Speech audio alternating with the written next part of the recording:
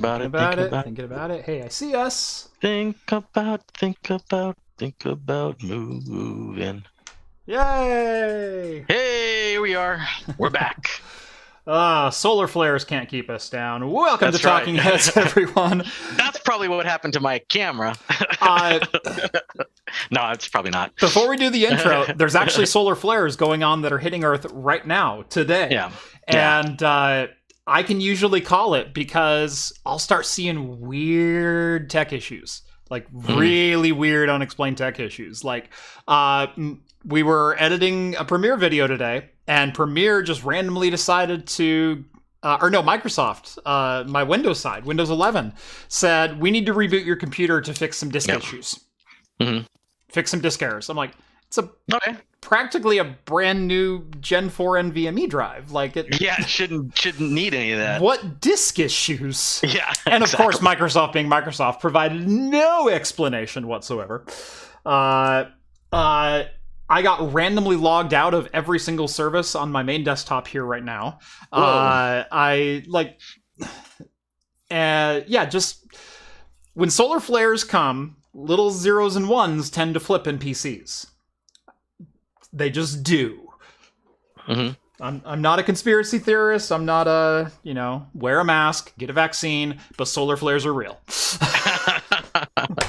Well, yeah, just before the stream started, the camera that I'd been using for like the last, 6-7 months that worked absolutely fine, just decided to stop working. Yeah. Just for no reason. Just it was working when I first logged on, and I was talking to Jeff, and all of a sudden, boop, it goes away. Then none to come back. Great, great stuff. Let me see. I think I have the footage from that queued up here. Yeah, there we go. This is what Steve's camera was doing as he walked away to go get his beer. I'm like, this is going to be a great show. It's going to be awesome.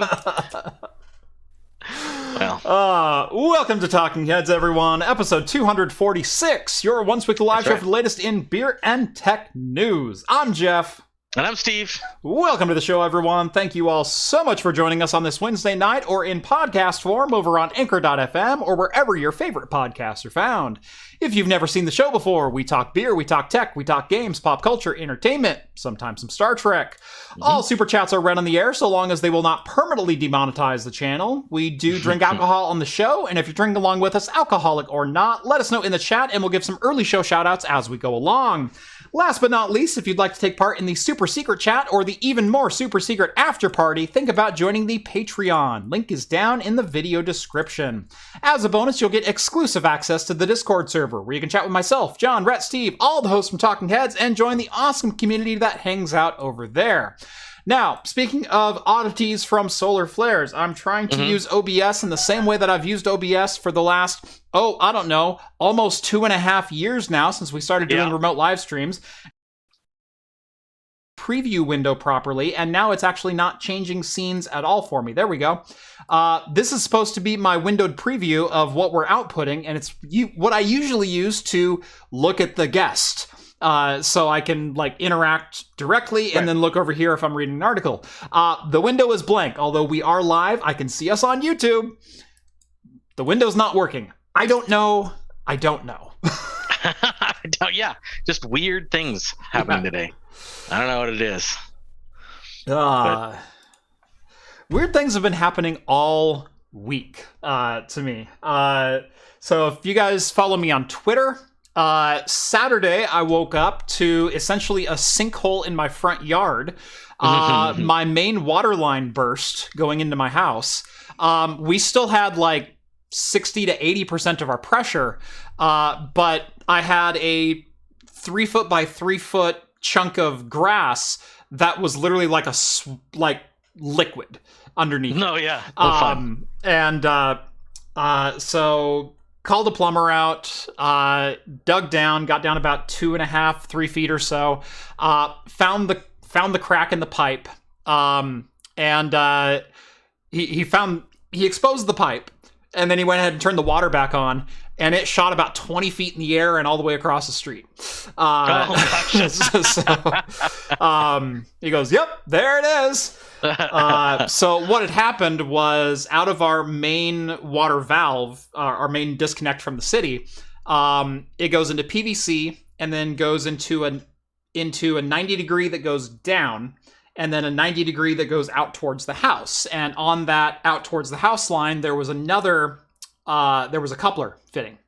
That coupler had basically split right down the seam line. So when they form it, they essentially friction weld the seam together. Right.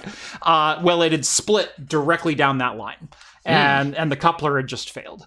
And I mean, it's a 40-year-old house. 40-plus-year-old house. I mean, it happens, but happened the day before I'm supposed to go on vacation. Always happens. Luckily, it was only $200 for the emergency Saturday service for the plumber, and no extra charges beyond that. No extra labor. It's just $200 for a trouble call. And I went, done. And so he dug down. I didn't have to worry about it. Got it all fixed. I mean, it was fixed by 2 p.m. It was like fantastic. But anyway, the next day we were going camping, and we've always been tent campers. And we're like, it's August. Like Oregon is known for rain, right? Except what people don't know is Oregon is also known for drought, or what we call summer. It doesn't rain in the summer. Ever. Oregon averages 1 day of rain in August. And even then, it's like trace amounts. So we will literally go from June to sometimes early October and never see a drop of rain in the state of Oregon. It is not that rare of an occurrence. We went camping. We got rained out.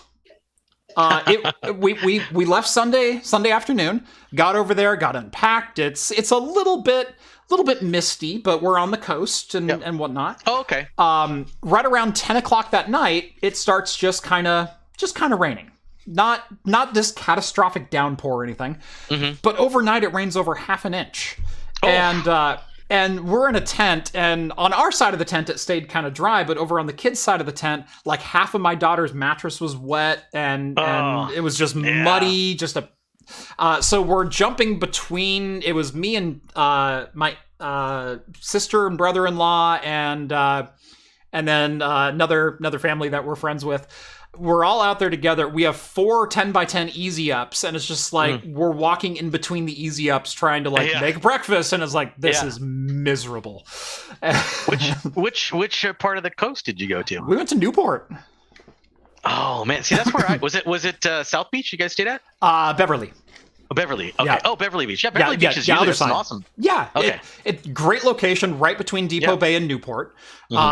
Beautiful beach, very easy access. It's one of the deepest beaches in Oregon, because we're not like California beaches where it's like a quarter mile of sand.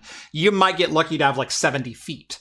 But this is one of the deepest regions of like you can go and walk on the beach and that kind of thing. So it's a great area to go and camp, and it's always beautiful this time of year. Except this year. So we got rained out, came back home like 3 days. We were supposed to be there until Thursday. And so we came home Monday afternoon. And I was... At this point, it's like we have 3 kids, and we can't do that again. Like, we only go camping once or twice a year. And all the kids were disappointed. So I went out and bought a tent trailer. There you go. But the only time the guy could meet was Monday afternoon, and he was in Portland. And so I had to go from Newport. We left Newport about noon. We got home about 2. We unpacked. I left my house again at 3. Drove all the way up to Portland and then towed the trailer home. Oh, and by the way, there were also wrecks on like every surface street and every highway on the way home on Monday.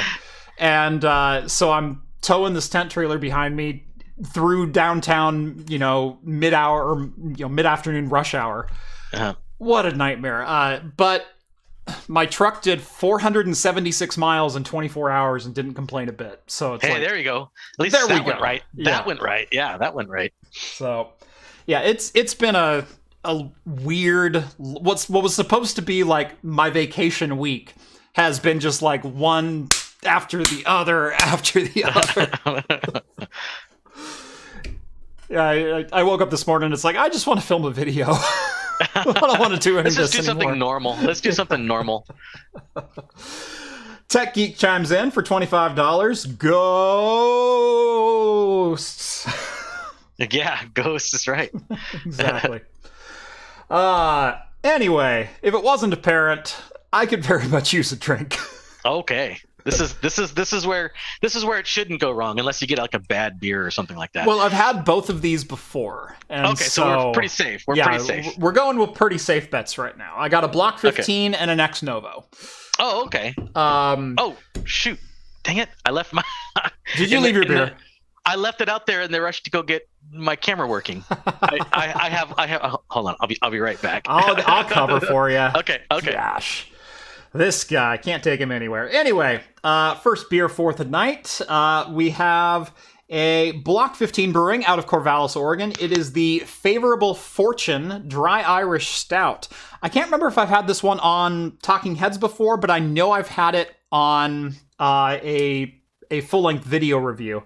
For only a 5% stout, it's a very interesting beer. It's obviously it's very dry, but it's got this wonderfully thick body, which you normally don't get in very low ABV stouts. I mean, even porters are often very, very thin and kind of unredeemed. This has great body, great legs, a lot of coffee flavor, but very dry. It's a real interesting beer. That is interesting. You must use a lot of oats or something, I'm thinking. Yeah, that's kind of what I thought as well. Second up from Ex Novo, collaboration with Old Standby Brewing, is the Understudy IPA. Or no, sorry, Understudy ESB. ESB. Aha. That's a highly not that well used beer style. Yeah. Which I actually like ESBs a lot. Oh, me too. The really cool thing about this one is Old Standby Brewing is out of Salem. They're here out of Salem, Oregon. It is actually a charity brewery where the proceeds from this go to Dornbeckers, or they'll like pick a charity per brew. I don't remember what Old Standby goes to. It was an arts program. It was an arts program here in Oregon. But all the proceeds from this beer go towards arts for something. I'm sorry, I need to look it up real quick. Old Standby Brewing, here we go. oldstandbybrewing.com. It's a not-for-profit brewery. Their current drop is the Ex Novo, and it goes to proceeds benefit creating opportunities. Or no, okay. Understudy is Oregon Children's Theater. There it is. I was gonna say, drinking most beer creates opportunities. Yep. But they've done collaborations with 45th Parallel Brewing. They've done Ninkasi. They've done Ex Novo. They've got another one with Yakima Valley Hops. So they've been kind of bouncing around. I believe they started this around 2020, and yeah, every single brew they do is a charity beer. So it's nice. Really, really interesting read. So actually, from being Salem, I've never heard of them before, which is kind of interesting. They're only a couple years old. They started, I think, in 2020. That could be why I've never heard of them. Yeah, but yeah, so super interesting stuff. Anyway, what do you got? Okay, my beers. All right, so and speaking of Ninkasi, I got a new Ninkasi I had not seen before, which is new this year, I think. It's called their Trailhead Tropical IPA. I have not seen that one. I had not either, and I usually like Ninkasi. Yeah. But what's funny is I bought a Ninkasi pack myself, and it came with another one that I hadn't seen. And I almost grabbed that one tonight. They must be cranking out a bunch of new ones that I haven't had in a while, because they used to just put out their standards and stuff like that. And I still like Tricera hops and stuff like that. Right, Dawn of the Red and so on. All those are great. But I'm like, a new Ninkasi, I gotta try it. Yeah. So I grabbed that. And this one is Breakside. This is the Maple Oligarch, which is a bourbon barrel aged, a maple bourbon barrel aged stout. Ooh. It's a 10%er right there. And if I get through those two before the end of the show, I have a third just in case, my third standby. It's from Silver Falls Brewing, which I know you did a couple of Silver Falls beers lately. Yep. This is Starry Night Stout. Oh, nice. I've had that one. Yeah. I think I've had this one before too. I remember I wasn't super impressed with Silver Falls, but I do remember liking their stout. I'm not sure if this is the same stout though. Yeah, I had their Oregon Sunshine Hazy a couple of weeks ago. Quite good. Oh, okay. So, maybe they're getting better because I went there when they first opened up, and it was all just like, it's not good or not bad. It's just like, Right. But maybe they're stepping up their game. There's a few breweries that do that. You get their first impressions are not great, but then they work at it and they get to be pretty good. But maybe Silver Falls will be that way. I can always use another brewery that's close to my house. It's good. Yeah. All right. Let's see. We'll do just a couple of beer shout outs here. Novella Hubs got a 6 Point Brewery Resin D IPA, 9.1% out of Brooklyn, New York. Michael's got a Spinal Crusher Double IPA, 7.5 by Right Brain Brewing. I like that one. Yeah. Let's see. We got a Rheingeist Brewery Cloud Harvest 08, Unfiltered Juicy IPA, 6.5%. All of these are following a theme tonight. It seems to be IPA night, which is interesting because tomorrow is actually National IPA Day. That's right. August 4th. That's right. That's why I wanted to make sure there was an IPA in my rotation, but who am I kidding me? There's always an IPA in my rotation. What's funny is there's usually an IPA in mine as well. I picked a stout and an ESB. So. Oh, yeah. You don't have one this time. I think the 5th is International Beer Day. I believe the 5th is. Yeah. It's a hot coffee. Yeah.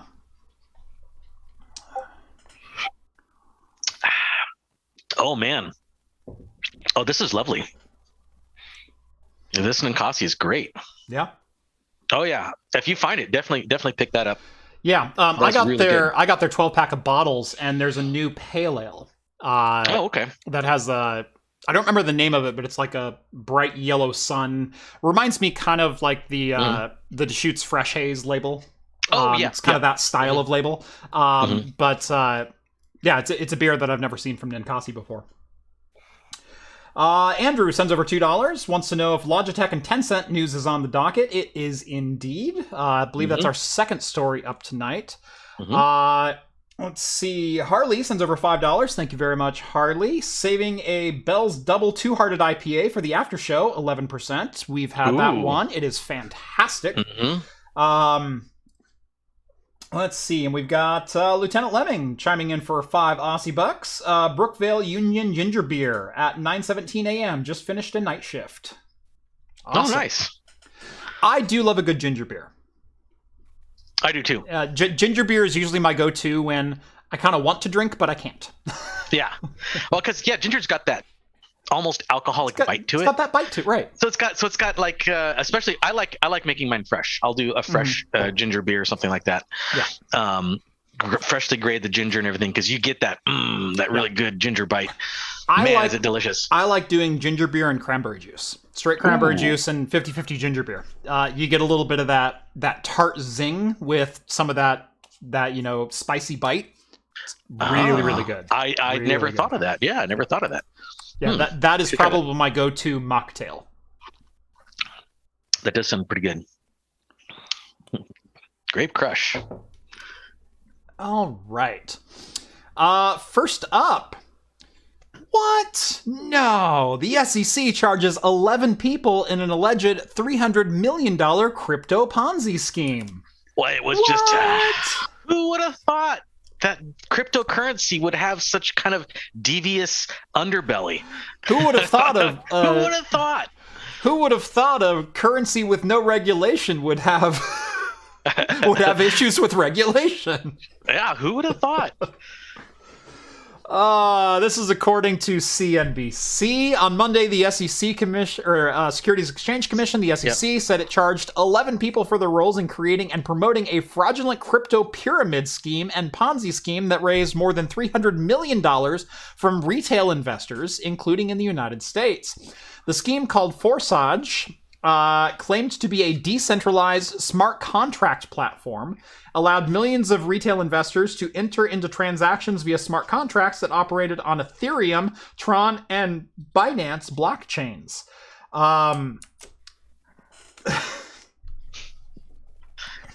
What? What? Yeah.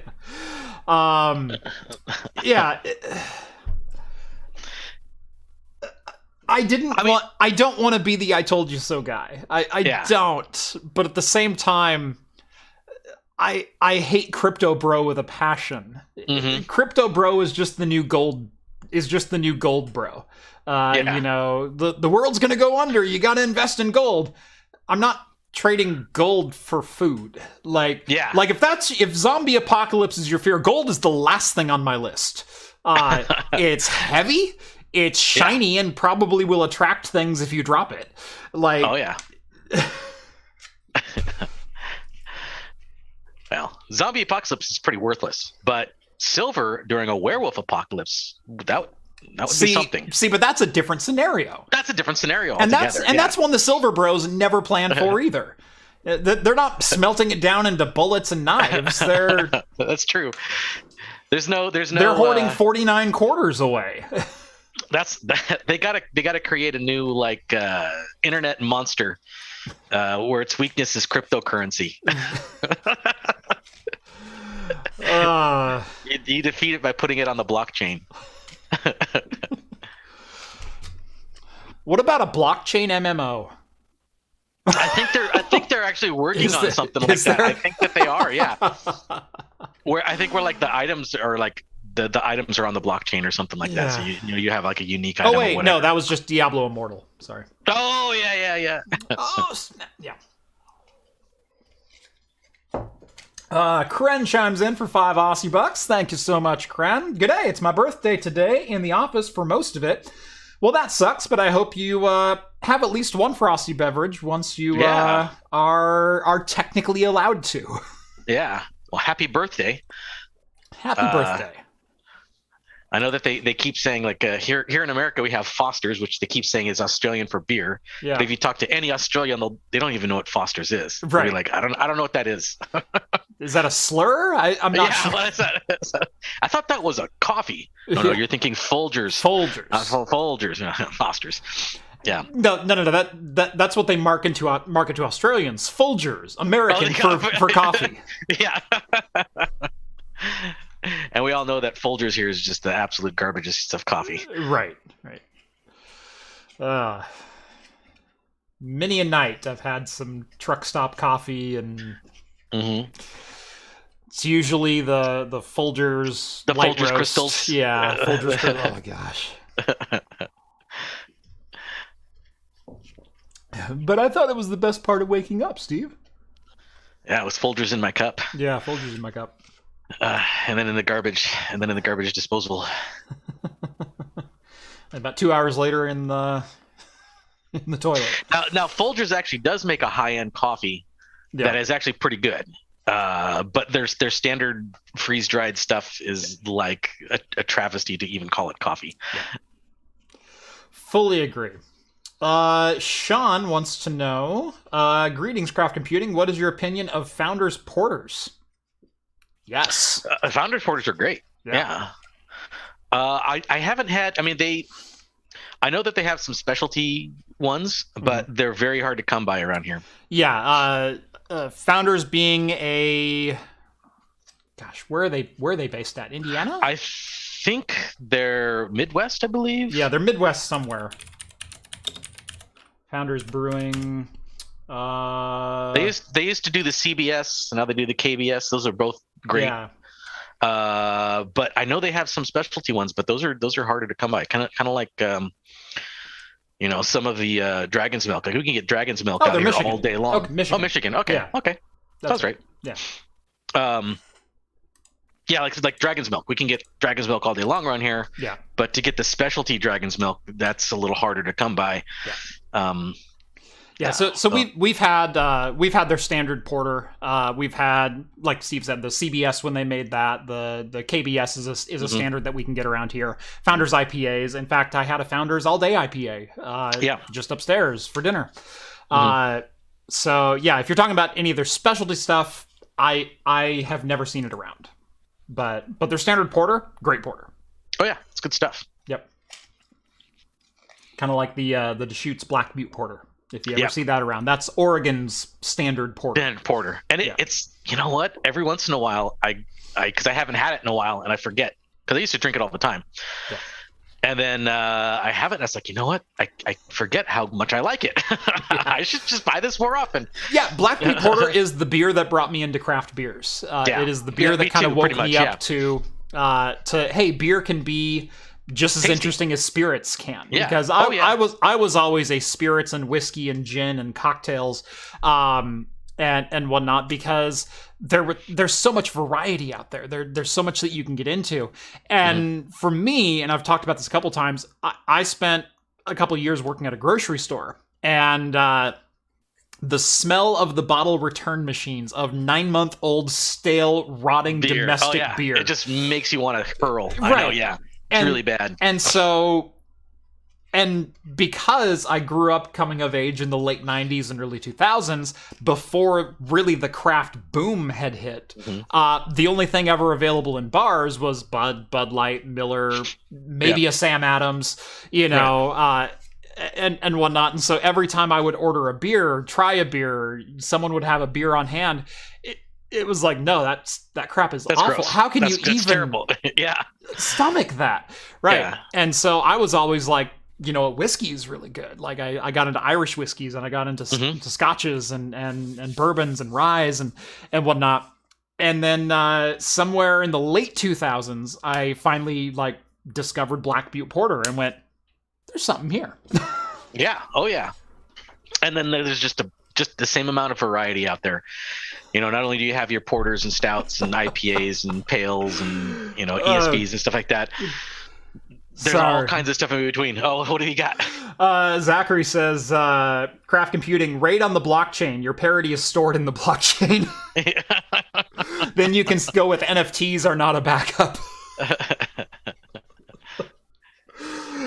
No. Bad.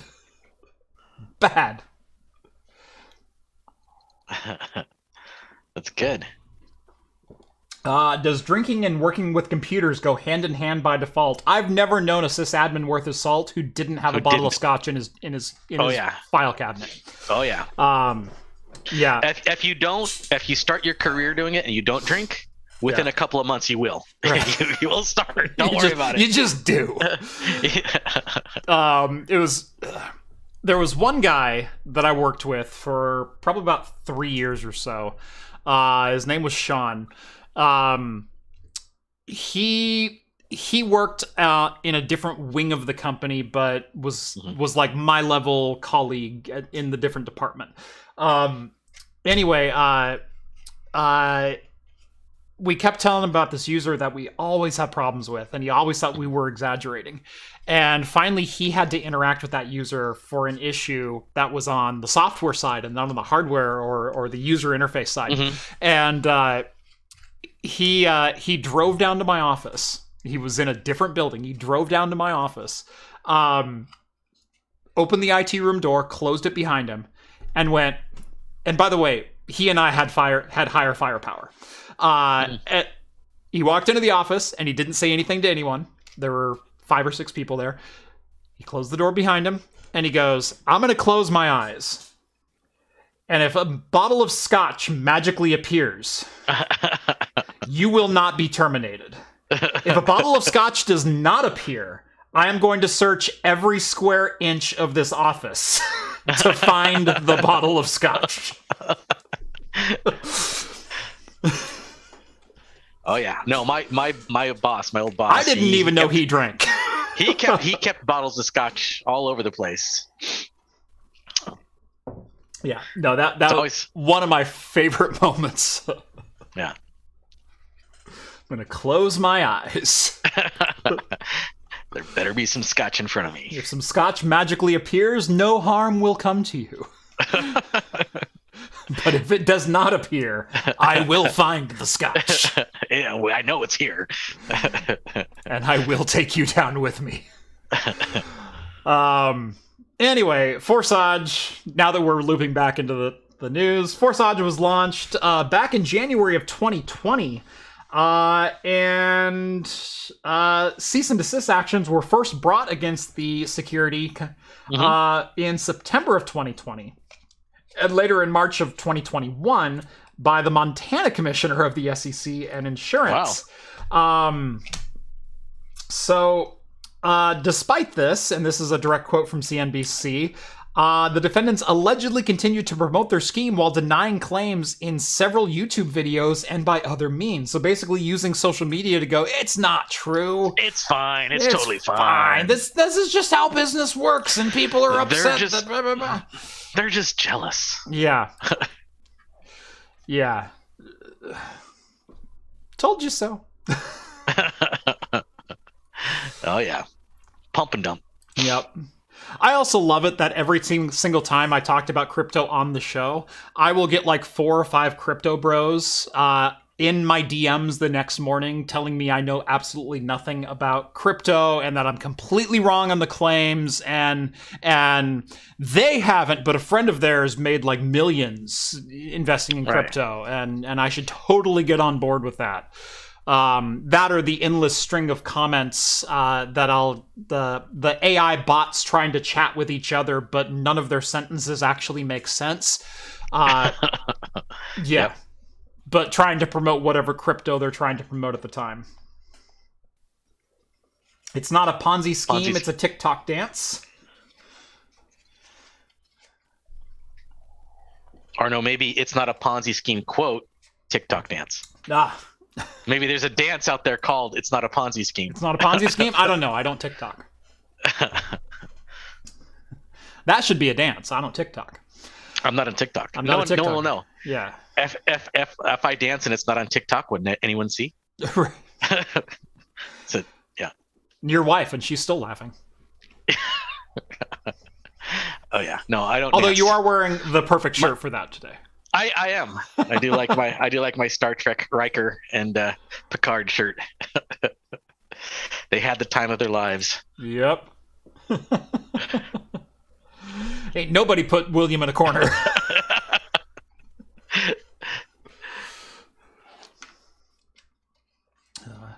I can just imagine him storming up to his room after Dad tells him to. Gosh, who was Dad in that one? Wasn't. Gosh. Oh wait, are you talking about in the actual movie? Yeah, the actual movie. It was Jerry Orbich was the actor. Yeah. But I just imagine him yelling at Riker, and Riker storming up to his room, but with the trombone.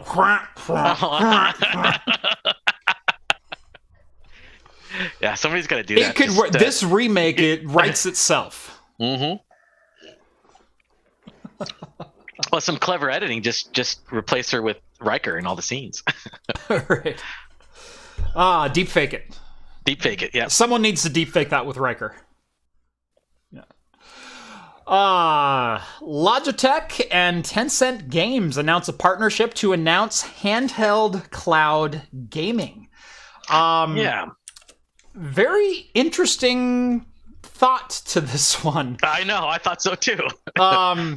Obviously, handheld, and when I say mobile in this context, I'm talking about mobile rendered gaming, a la the Steam Deck and PC gaming, not iPhone and Android mobile gaming.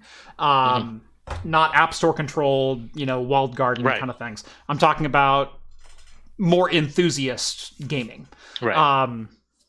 Not that Farmville's not enthusiast, but it's not the games I'm talking about. Anyway, Tencent is always kind of active in the market trying to buy different properties, different game studios. They at one point tried to buy Take-Two, owners of Rockstar. And now it seems they are partnering with Logitech G, Logitech's gaming wing, to create a service to compete with Xbox Cloud Gaming, GeForce Now, Google Stadia, when Stadia existed, etc. And so, kind of the thing that I like to do, which is decentralized AAA gaming or cloud gaming. And there's not a lot of information in this. This is all just marketing speak. We're going to bring a paradigm shift to the industry and shake up the status quo. Like, that's how this whole thing reads. Yeah. But it's very interesting that these two companies in particular are getting involved in this, because Logitech has never traditionally been an infrastructure or a software company. They've always been a hardware company. Yeah. And I've said this a couple of times, at least in jest to my friends, but it's kind of true. I can get peripherals from just about any company if I reach out and ask, except Logitech. I've asked Logitech a dozen times and they've never wanted to work with me. So I buy my own Logitech peripherals. Like, if I'm buying a gaming mouse, I buy Logitech. I've never been let down by one. But that's the company that I know them as. I know Logitech does a lot of sponsorships for e-gaming, for competitive gaming. But e-gaming, sorry, for gaming competitions, competitive gaming. Competitive gaming. There we go. E-gaming. The phrase was in there somewhere. Just had to chisel that out of the marble. But them diving into more of a software realm is not really what they're known for, although Tencent is a developer of a number of different mobile games, MMOs, different gaming services, that kind of thing. But like I said, kind of an interesting partnership, just my gut reaction. Well, my thought is that because it's an advanced handheld cloud gaming, it means that I think Logitech is going to come out with a device. And that could be what it is. Because that's very, very similar to the Steam Deck right there. Right. So and then it's going to be running Tencent's software. Yeah. I mean, you could also go like the Ein Odin or something like that. Yeah. Where it's going to be a not really Steam Deck, level power, where it's got, a Ryzen 5 CPU and Vega 8 graphics and things like that. Something more akin to this, where this is running a Snapdragon 845 and Android. But this would make an excellent thin client or a streaming client for a wireless service. Yeah. So, very interesting. I'm kind of curious to see what develops out of this, if something develops out of this.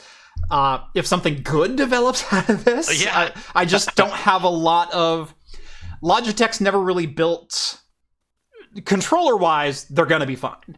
As far as the rest of the internals, that's kind of, that's a new trail for them to blaze. That is. Because, with mice, keyboard, like you said, controllers, I still have one of their original Xbox controllers. Oh, yeah. It works great. And I still use it to this day. In fact, sometimes I prefer it. Yeah. But those are vastly simpler than creating a device with electronic innards and everything like that, and to make it work great. So it's going to be interesting to see what they put out. Although the article did not say when or any prediction when or what or particular there's no like I said, this is all marketing speak. Logitech G's leadership in PC and console gaming gear make them an ideal partner to help us realize the vision of bringing a better gaming experience to gamers around the globe. That's the whole it's just fluff. It's just marketing fluff. They probably have some plans already. They're just not telling anybody, obviously. Oh, I'm sure. I'm sure they have an end game in mind, but I'm sure this is all just marketing clout to get people salivating and talking about it and getting their name out there. Yeah. But who knows? I mean, there's been several times where things have been announced and there's been put a lot of hype behind it, and even prototype pictures and stuff like that, and then canceled. Yeah. I don't know if you remember that. What was it way back in want to say mid 2000s. There was the Phantom console. Do you remember that? Phantom console. I do remember rumblings about that. There was like, because it was supposed to be a PC console that will run PC games, and it was console based and stuff like that. And they're pushing it. There's promos for it everywhere, and all of a sudden, boop, nothing. There was the Steam Machine in 2012 from Alienware with mobile Kepler graphics. Yep. Well, I think they actually put a few of those units. They did put out some of those units, but they're gone now. They're just like, no. Yeah. So, but yeah, I mean, Ouya put out some units technically too. They sold about 200,000 units. That's true. That's true. But hardly any to their actual Kickstarter backers. Yeah, I know. That'd be great to sell a device to like. I was actually just watching MVG, Modern Vintage Gamer, just did a little expose on Ouya as some homebrew communities have brought the console back to life after Razer, who acquired all of their assets in 2019, shuttered the service, eventually turning the Ouya console into bricks because every single title had online DRM authentication. And so as soon as the service went away, you couldn't use anything on the Ouya. You could power it on, but you couldn't launch an application. Well, they've reverse engineered it and they have a new platform for it. But it was kind of interesting to hear that Ouya raised $8.5 million in capital on Kickstarter. They're still one of the largest Kickstarters that's ever taken place. And they took the Kickstarter money, they built a bunch of units, they then sent the units to retail and sold all the units, and hardly ever fulfilled the Kickstarter backers. And then, like, bye, we're gone now. So see you later. Wouldn't it be great to sell 200,000 units but make enough money as if you had sold 400,000 of them? Yeah. It's kind of what happened. Basically, yeah. Also, crypto is a Ponzi scheme. Yes. You know, it's not a Ponzi scheme. Today's sponsor. Who could it be? Today's video is brought to you by Linode. If you've ever wanted to host your own servers, whether it be for home or business use, but don't have the resources to invest into hardware, power, cooling, time, or even space, why not let Linode host them for you? If it runs on Linux, it'll run on Linode. That includes most of the tutorials for my channel, like how to run your own ad-blocking recursive DNS servers, VPN gateways, your own cloud-based Plex server, and more. With shared CPU plans starting at as little as $5 per month and scaling up to as high as you need to go, you'll be able to find a hosting plan that fits your needs. Even if you do host your own servers, you can use Linode to keep a backup off-site. Because remember, RAID is not a backup, or as Zachary said, NFTs are not a backup. Linode also announced they are the first alternative cloud provider to have NVMe block storage available to all customers. Last year, they began rolling out NVMe drives to all 11 of their global data centers. Best of all, storage rates remained at the same low price they always had been. Visit linode.com/craftcomputing and get a $100 60-day credit just for signing up for a new account. That's linode.com/craftcomputing, and again, a huge thanks to Linode for sponsoring today's episode. That's right. Go for Linode, and your wallet will not erode. Explode. Explode. Hey, there we go. That's even better. God, it's like having Rhett in studio. The puns don't stop. I only do the puns for Linode, though. Just the Linode one. That's true. Okay. That's yeah. I'm putting my foot down. Like I did with today's sponsor.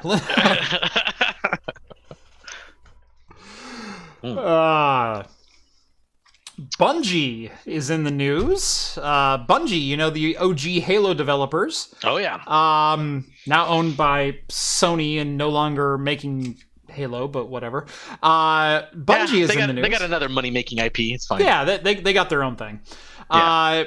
Bungie says that bringing lawsuits against cheaters and online harassers is actually good business. Now,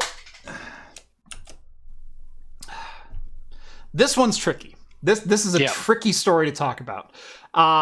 Because, well, let me back up. cheating in a game, it's bad, okay?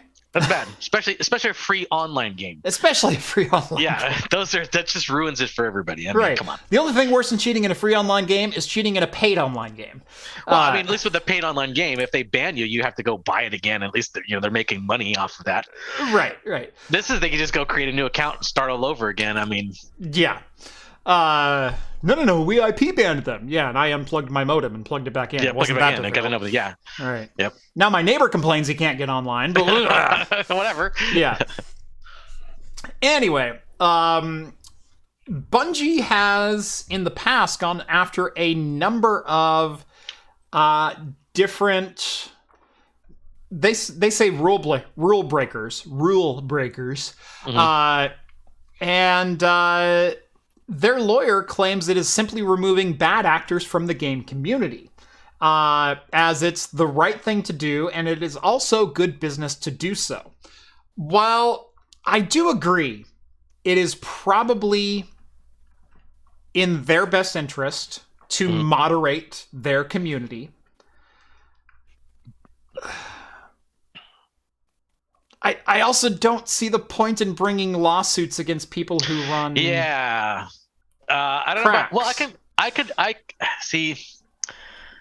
I don't know. I think it's a novel approach to try to maybe squash the bot, the aimbot communities, because there's. If you let it run rampant, it could totally ruin a community. I used to love playing Team Fortress 2 for the longest time, and I still even late into its lifespan, I still loved playing Team Fortress 2 until the aimbots took over, and it was just like I didn't want to play anymore because it was just no fun. So you either had to find your own private server or whatnot. So I can see where they may want to sue somebody because, hey, look, you're going to ruin our business, basically, by doing this, because people are going to get frustrated and leave. And that could definitely be a leg that they stand on when it comes to a civil lawsuit like this. Yeah. Loss of income, loss of profit, loss of face. There's so many different angles that they could take on this. But direct quote, "We have seen historically that bad actors will often be tolerated because the people with the skills and power to remove them do not focus their efforts there. To put it simply, we disagree. In our view, removing harassment and abuse from our community is not only the right thing to do, it is also good business." End quote. Tolerating bad actors chases away a lot of people who would like to enjoy our products. And that's probably where they're going, or why they're going about this. Now, again, I'm not defending cheaters, hackers, whatever else. Right. I do draw into question someone simply running software on their side of the equation. Hacking is technically breach of an unauthorized breach of a system. And so technically by running, cheats inside of your local client, you are breaching Bungie's personal servers and committing a felony. But it's never really been treated like that. And it's this weird line to draw when it comes to things like that. Also, it brings into question, what will Bungie do after these games are sunset? Will they go after people who run clone servers, who run, just local LAN things? Are they going after modders who want to play games in single player?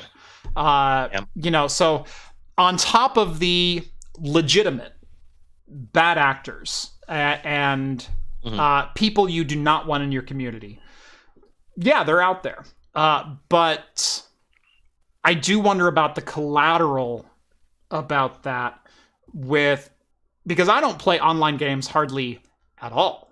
Like, I barely even get online with my friends. I'm kind of like a single player or nothing kind of guy. I will rarely get online and play games unless it's like for an event. If I wanted to get, like, let's say the four of us from Talking Heads wanted to get together and play Bridge Commander, and do a Star Trek thing, which I've wanted to do for a long time, and we have enough VR headsets to do it. Like, we need to freaking make that happen. I have it. Yeah. Right. So We do need to make that happen, by the way. But like, I'll totally do events like that. Yeah. But I am often, when I have free time, the free time that I have is the last time that I want to spend talking to another person or interacting with another individual. Well, yeah, especially if you don't have like a regular group of people you play online with, you're going to be having awkward conversations with strangers. Right. And half the time, even though, I have a mic, but I ain't going to say nothing. You know, that type of thing. I've done that several times before. Yeah. And I'm like, I just don't want to talk to you guys. Yeah.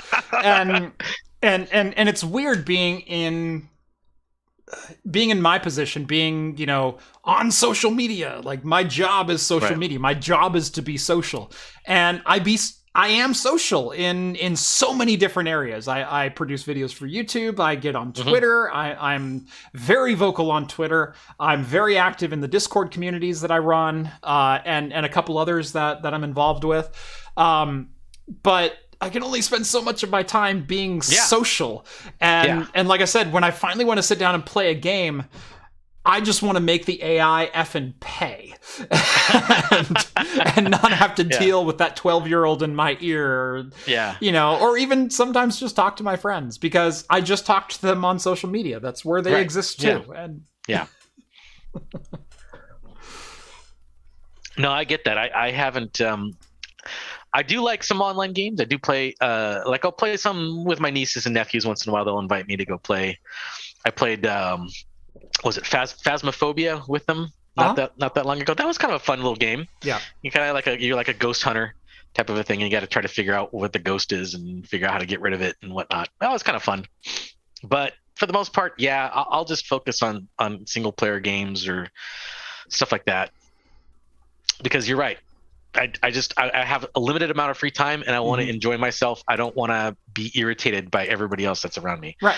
I don't want to wait in a lobby. I don't want to matchmake. I don't like all the things that happen in online communities today, unless you get on with the same group of people. And my free time is so sporadic that it's literally impossible for me to go, okay, the four of us, let's get on and do a raid at like 7:00. Oh crap, this kid spit up and I've got this thing going on.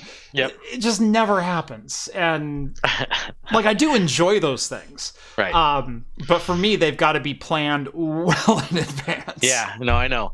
We used to, on the Discord, we used to like every Saturday try to get together and play games with other people on the Discord, which was, I found to be fun because, you know, I chat with these guys on the Discord and, you know, I kind of know them. And so when we got to go play together, it was pretty fun. Yeah. But now I can't really play online games because now my son's old enough that if he sees me playing something, he immediately wants to take over.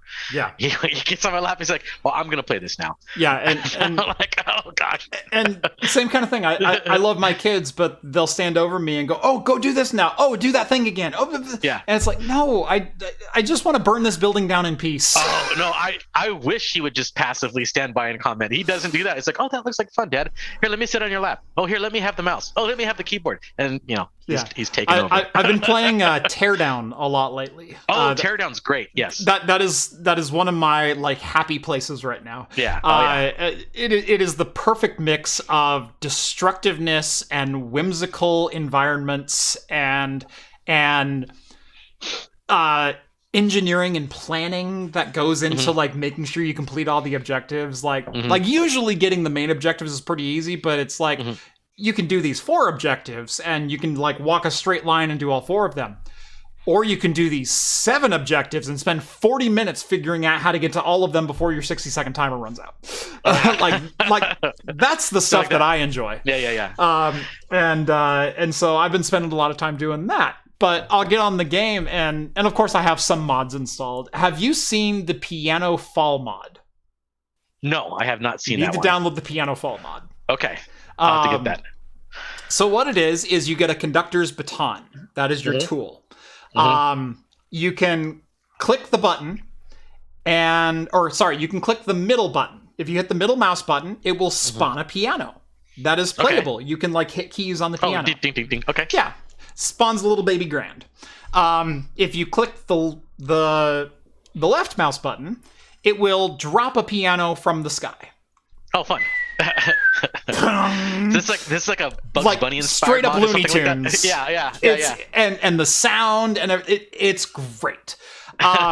If you hold the button in, you will charge a little bar on the bottom of the screen, and then if you release the button, it will launch a piano.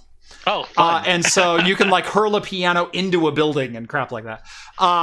If you hold down the button and charge it all the way up, and then hold down the right button at the same time, it will throw as many pianos as the game will possibly spawn. Oh yeah, and then you just got this. Yeah, it's the greatest thing ever. I've been messing around with. I got this during the Steam summer sale because it was like $2 or something like that. It was ridiculously cheap, but it's called People Playground. I don't know if you've ever seen that one before. No. It's kind of like a sandbox thing, very very similar to Teardown, but it's 2D. Mm-hmm. And you can set up, and there's just a ton of like workshop entries for it too, but it's 2D, and you can like blow things up and freeze them, make them explode. It's crazy fun, kind of like Teardown. Yeah.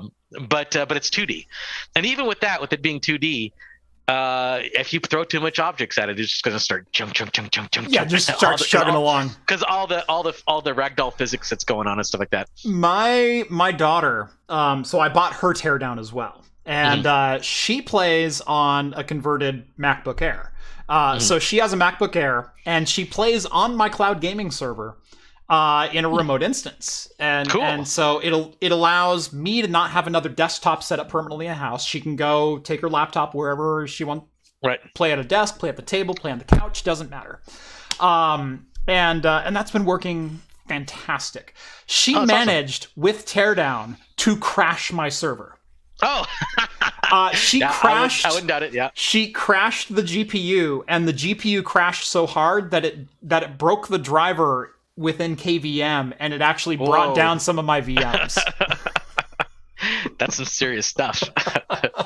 I was like, part of me is mad, but the other part is really proud right now. Oh yeah. I think my son and one of his other friends, they were over here, and I think they crashed my Minecraft server to the point where the world was unrecoverable. Yeah. Because it just kept spawning stuff. I think they spawned like just tons of bees. Is what they did. I don't know what they did. And he's like, Dad, the server crashed, and I brought it back up, and it wouldn't come back up because it says there's something wrong with the world. And I'm like, I gotta start a new world, guys. Yeah. Yep. No, I actually had to create a new world, and we've had the conversation before about please don't just like spawn onto the spawn point and then walk 1,000 blocks in one direction. Yeah. Like, try to explore a little bit more circular. We have a map. We have Dyn Map on the server, and so you can see where you're at. You can see the world that you're exploring. Try to, explore radially, not linearly. Yeah. It's kind of how... most of my friends are pretty good about that. My wife will just chug in one direction.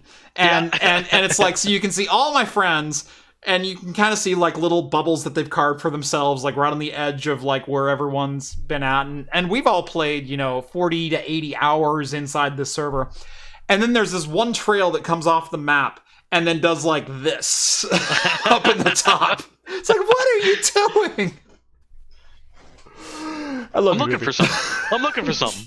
Yeah. I was exploring. I went up here. It's just a different biome. You had the same crap here. I wanted to find an axolotl.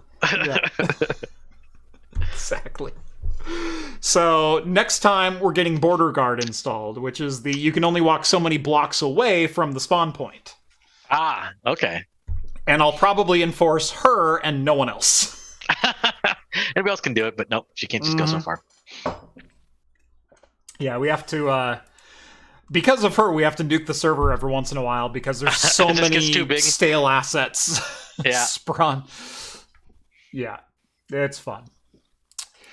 Let's see. Should we jump to another story, or should we open another beer? How's your beer doing? I'm like down a couple more sips. In fact, I was looking at the time. I'm like, oh, it's almost perfect. Yeah. No. I went. Oh, look, it's 7:00. Final sip. Mm-hmm. Perfect. I pretty much timed that one pretty good. Tell you what. You finish your beer. I've got a couple super chats to hit. Okay. Sure. we've got Tech Geek sends over $25. Thank you, Tech Geek. Great to see you again. Oh man, thanks. And I think this is the second super chat of the night. His first was Ghost. What do you call Batman when he skips church? Christian Bale. I saw that. There's one guy that in the meetings that I go to at work, that's what he does. That's his shtick. Yeah. He'll tell a joke at the end of each meeting, and they're all like punny dad jokes. Oh yeah. Yeah. So I'm like, okay, I think I heard that one before. Actually, I think I remember him telling something like that. Mike sends over 10 Canadian bucks. Hey Jeff, I visited Connecticut last week and mailed you a box of Armor All with Quebec craft beer inside. With Armor All. I was gonna say, yeah. Was it real Armor All? Oh, you know what? Hope it reaches you safely. Love the new time slot. Cheers to you, Steve, John, and Rhett. Thank you. Thanks, man. Thank you very Thanks much, very Mike. much. So I will definitely keep an eye out for that. I haven't been to the mailbox since like last Thursday. Usually I go like at least 3 times a week because I've always got stuff arriving. Right. I think I have it on my schedule to go first thing tomorrow morning. So I will see if it's arrived yet, and hopefully I've got some tasty Quebec beers to open up next week. Yeah, we get some Quebec beers over here. God, what's that one? They make I can't remember because it's Quebec, so it's all in French. I don't remember the name, but they have like I think they're like a Belgian style, and they're actually really good. But I haven't seen them around lately. I think you got to go up to like John's Marketplace to find them. So hopefully there's some of those in there because those are delicious. Oh God, sorry. I just made the mistake of scrolling through the Talking Heads Discord channel just briefly.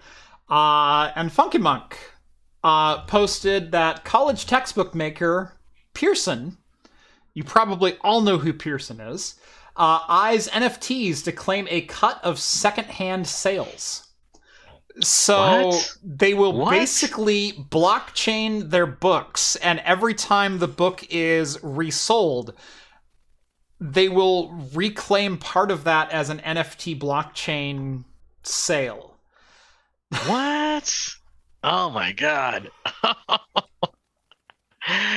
Yeah.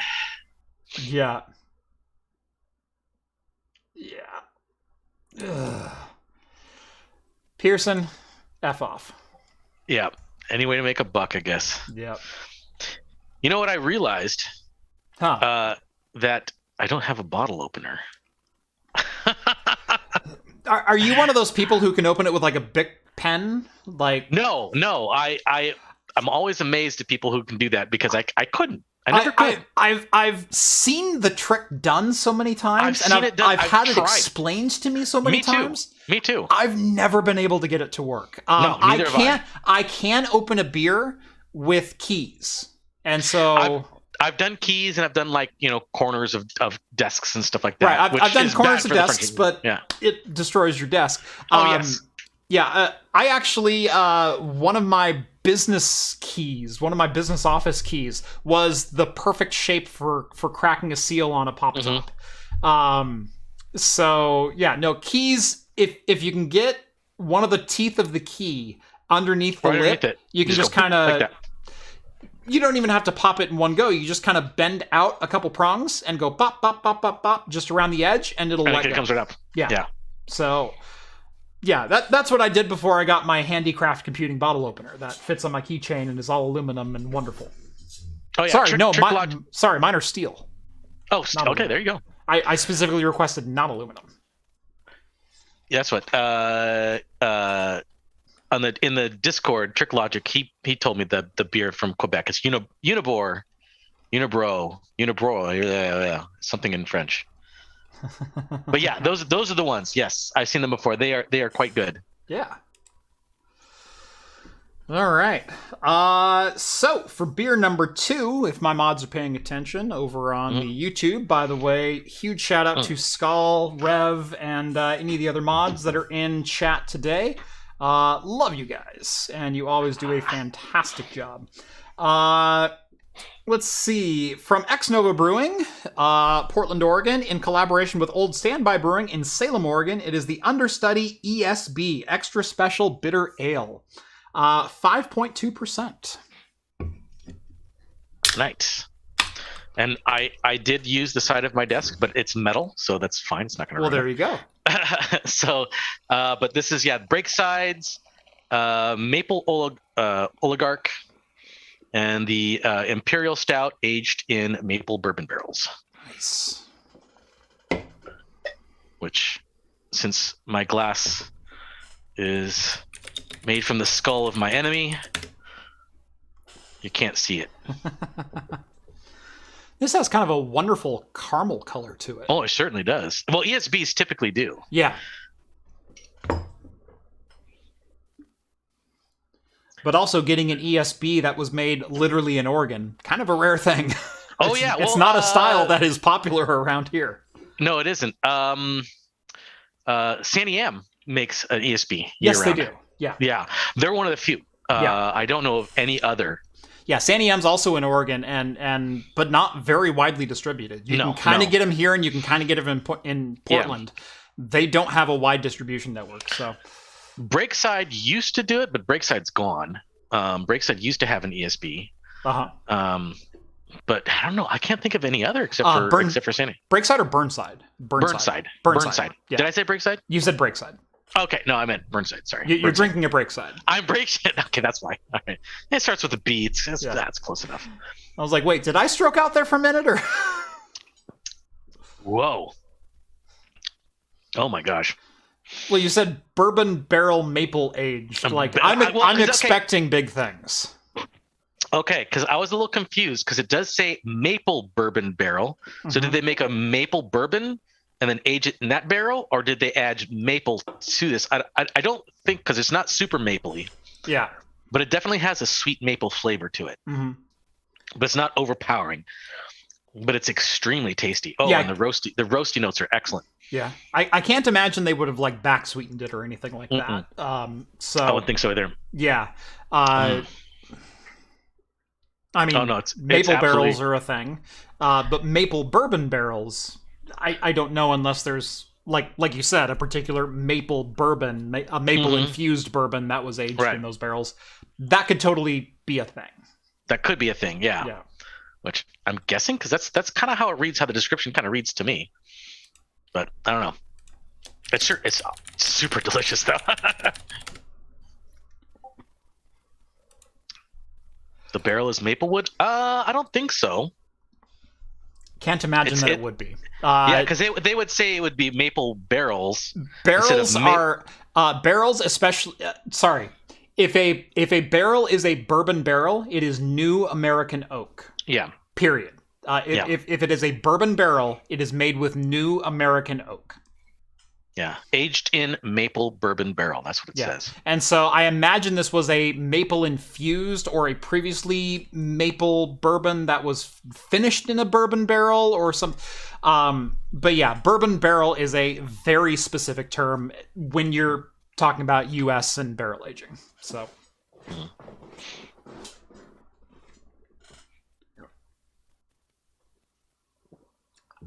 Unibrew. Okay, that's good. Thank you. That is. I declare Armwell for an ESB. It's very light bodied, but it's got that perfect blend of super dank Northwest hoppiness. Mm-hmm. And then this almost syrupy sweet maltiness, and they're doing this with each other. Who makes this one? Ex Novo and Old Standby Brewing. Okay. Yeah. Oh yeah, that's right. Okay. Yeah. So Ex Novo, known very much for experimenting all over the board. You can't really just if I say Stone, you say IPA. Because that's what Stone makes. Stone makes a bunch of other beers. They make stouts, they make reds, they make but Stone makes IPAs, right? Yeah. When I say ex novo, there's no one beer that pops to your head. There's like 4. No, they have all kinds. They're all different, and they're all great. And so this, you've got, like I said, that wonderful Northwest IPA, hoppy, danky, MJE kind of aroma going on to it. But you've also got that like English brown maltiness that's just kind of hanging on, and both of those flavors are rather clingy. And they're rather oily and rather thick, but it's a light-bodied beer, and so this is like a walking contradiction. Yes, where it's like, ooh, this is hop. No, wait, it's sweet. No, wait, it's hoppy again. Yeah. See, I really liked the old, well, even the one that they make at San EM, I like that one because it's not overly hopped. The ESB.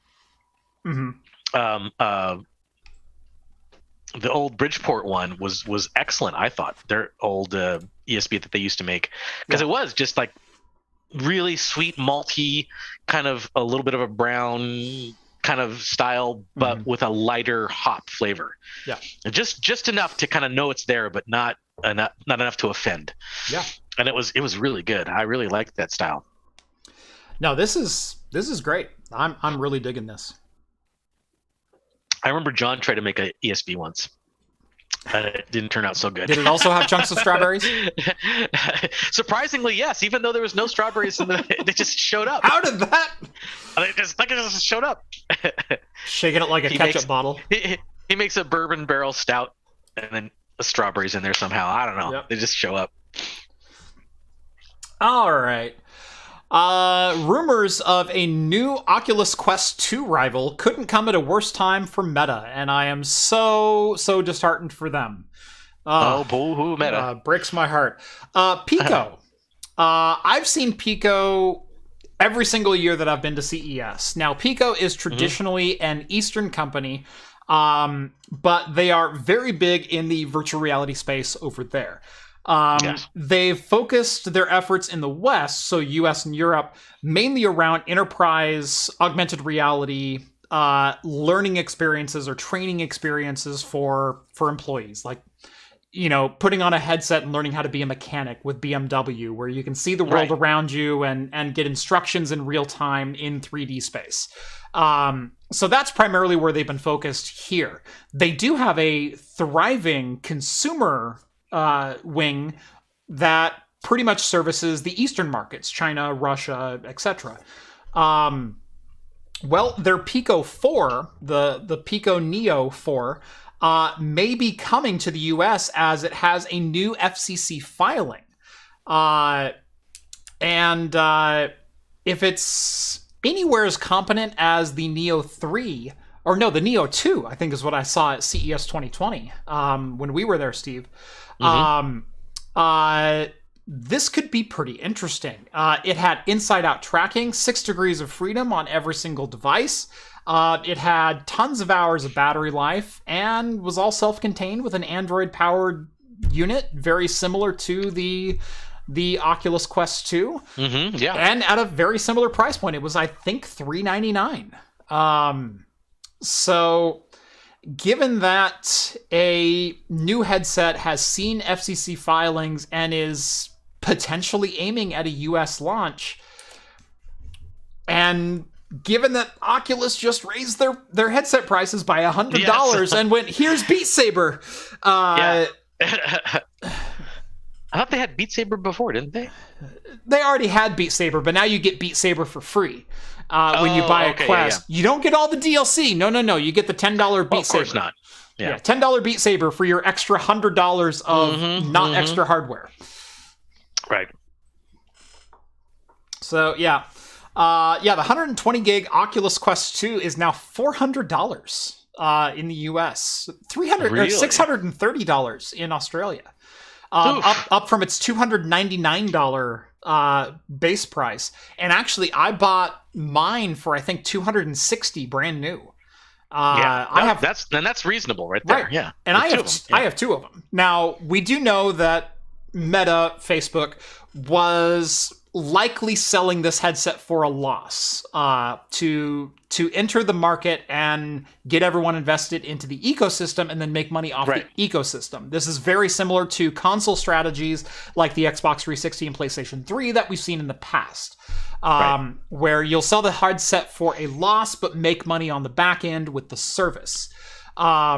But the fact that they're raising the price up to $400 for the 128 gig unit indicates they're not willing to take that loss anymore. Maybe the storefront hasn't been as successful for them as they would like. Maybe they're not seeing the returns on it that they would like. Who knows what the actual issue is. But we do know component costs have gone up because of these unprecedented times. Everything's gone up, right? Sorry. Yeah. But if Pico can deliver a competitor that can run the same Android-powered games, which the Android-powered games are just APKs. All you have to have is the APIs to communicate with Pico's headset and inside-out tracking, which is fairly standardized anymore. Mm-hmm. This could be a pretty big, injection into the VR market. And again, when competition occurs between corporations, it's the users who win. So hopefully the users win something out of this situation. I hope so. Well, more products, better competition brings costs down. Yep. So innovation goes up, costs come down. And like I said, users win. Yeah. Yeah, but it'd be good. I'd like to try one of those Picos. But do I use them? I absolutely use them. I know he uses them. I played one for like 30 minutes this afternoon. I had nothing to do, and it's like, I'm going to jump into Beat Saber for a couple minutes. So, yeah, it's fun. I'm probably going to play a little bit tomorrow because my vacation got rained out, and like I said, we bought a tent trailer. And so I brought the tent trailer home, got it all set up, went over the things that we kind of need to address on it. I mean, it's a 1994, so it's up there in age a little bit. It needs a little nip and tuck here and there. Tent trailers actually retain their value quite well. They do. Yeah. They are in high demand, yeah. They tank initially, and then they flatline. And so, yes. But I found one that already had a lot of the things done to it that I would have done to it anyway. And so I didn't have to spend that extra $1,000 in let's put in laminate floors and redo the cabinetry and things like that. And so, I mean, it's still dated. I want to update some of the hardware a little bit, but all the lights on the trailer have been redone with LEDs. Like I said, it's got laminate flooring all over inside. The mattresses have been completely resurfaced and reupholstered.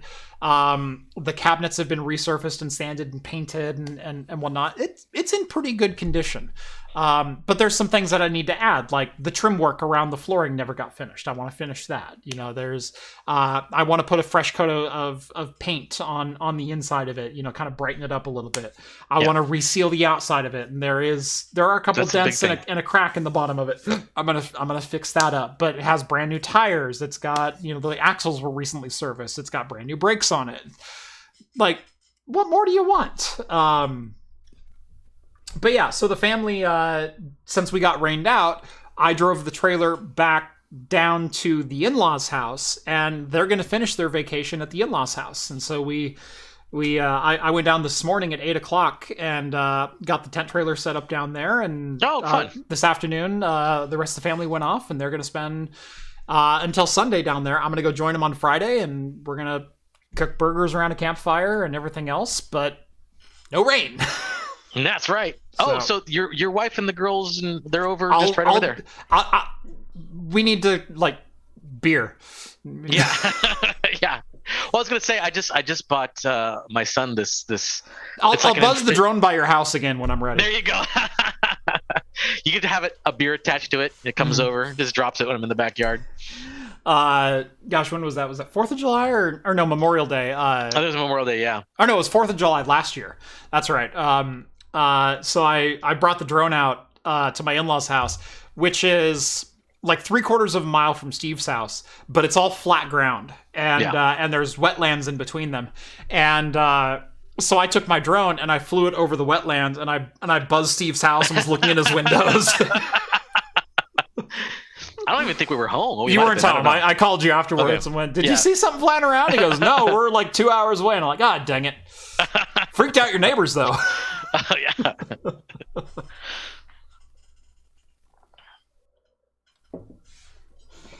A tent trailer is another name for what we've always called pop-up camper. Now, I actually think pop-up camper and tent trailer are two different things. Right. Pop-up camper is a solid side. It's a solid size. They go up, and it's kind of like, got like your A shape right there. Mm-hmm. But tent trailers, they fold out, and they have canvas, or I've seen hard covered ones, but they fold out like that. Right. So this is a trailer that sits only about 2.5 to 3 feet off the ground. And it cranks up on 4 sides. So the roof itself is a hard shell and cranks up. And then it's a canvas-sided tent, essentially, for your walls. And then mine has 2 beds that slide out on either side. And so we've got 2 queen-size beds that fill the front and the back of the trailer. And then the center of it is kind of a living space. It's got a table and a little kitchenette and a stool and a couple other things. So, but fairly inexpensive, fairly lightweight. In fact, I have my Dodge Ram 1500, which is a 400 horsepower Hemi. It's like, I didn't even feel it towing that back from Portland. Yeah. In fact, my gas mileage didn't suffer at all. It didn't even know it was there. I hooked it up to our Toyota Sienna, our minivan. The minivan towed that thing like an absolute champ.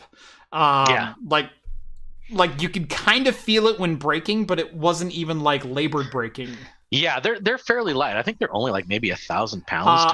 Ours is 1,450 dry weight. Yeah. So well with it. The Toyota Sienna that we have is actually rated up to 3,500 pounds. It's the all-wheel drive hybrid model, and so it's got electric drive motors and it'll boogie when it wants to, but it didn't. It barely noticed it was there. So. Yeah, we got the factory hitch installed on the Toyota because eventually we've always wanted to buy a tent trailer. Getting rained out in our vacation was just kind of the final impetus of I'm done. That kind of actually happened pretty similar to my family, because when I was young, and this is a weird thing too, because like you said, in Oregon during the summer months, July and August, we almost never see rain. We almost never see it. But we went camping. I remember this. This is the way back, but we went camping down to Waldo Lake in Oregon. Yep. On the 4th of July. On 4th of July, and it snowed. We had to leave because it was snowing on the 4th of July at Waldo Lake. What's funny? We were just tent campers at that point as a family. Yeah. And then as soon as we got back, I think the next year before we went camping, my parents bought a tent trailer. Yeah. And they were tent trailers, yeah. Yeah. What year was that? Oh, gosh. Because I went camping at Waldo Lake, and it snowed sometime in like mid-June, late June, something like that. Maybe. I mean, it is higher elevation. I get It it. is. But still, it's very late season, right? Very late season, yeah. It snowed enough where we went to, what is that? Willamette Pass, and the lifts weren't running, but they had the lodge open. And said, if you want to walk to the top of the hill, you're more than welcome to go. So we took snowboards and snowboarded in like June 20th. I want to say because it was either late 80s or early 90s. I can't remember exactly. Okay, this would have been like 2000, maybe 99. Okay. No, later. This is yeah. Because after we got the tent trailer, we went and did as a family. We did a big long vacation tour of the Southwest. We went to Bryce Canyon, Zion Canyon, the Grand Canyon, stuff like that. Through Arizona, that was a lot of fun. We took that tent trailer the whole way. Nice. And us kids, we would gotta set that thing up as soon as we park in. Boy, we had that down packed. The tent trailer was up within 10 minutes. Yep. Yeah, no, I set up the whole thing by myself for the first time in about 15 minutes this morning. Yeah. And it's like from backing the trailer in to unhitching to, we're ready to like make beds and start cooking. It was 15 minutes. Yeah. Well, this was like an old, because like when my parents bought it, this was a used one, and I think this was like because like you bought yours, this was in the 90s, right? Right. Yours is the 90s. This one that my parents bought, because mine was new in the story you're telling. Yeah. This one was not new. This was the tent trailer they bought was used, and I think it was a late 60s, early 70s model or something like that, where the canvas had to be snapped. There was like snap buttons all along the side that snap. So when you take it down, go pop, pop, mine pop, pop, pop. has a track that the canvas installs into bottom and top. And then there's little thumb tabs to kind of hold it in place. And then around the beds, so that again the beds push out on either end. Right. There's elastic holding the canvas to the bottom, but then you take the elastic straps and you stretch it out onto hooks that are underneath the bed frame. Okay. And so that's what keeps the walls taut to the beds. Oh, that's interesting. Yeah. That's pretty cool. Yeah, but built-in trailer jacks. So leveling is done in Easy. like a minute or 2 minutes. Yeah. It's got all 4 feet on it. Super easy to use. Super easy to tow. But like I said, a little bit of refurbishment that I need to do, but I got it at a great price. In fact, I like I said, the impetus for us getting the tent trailer was I'm sitting in my truck in the pouring rain on Monday morning at like 9 o'clock in the morning, and I'm on Craigslist and going, I'm done with this. I'm done with this. And I found it, and I looked at the pictures, and I went, he's asking a good price. He's got the things done to it that I would want to do to it. I emailed him, and I said, your price is great. I don't even want to negotiate. Can I pick it up tomorrow? Because I knew we were driving home on Monday. And he goes, no, tomorrow doesn't work. I have to be back in the office. Can you meet me tonight? It's like, yeah. Yes. Yeah, I'll do it. So I got there, and we went through, and he told me how to lift everything up and put everything back down.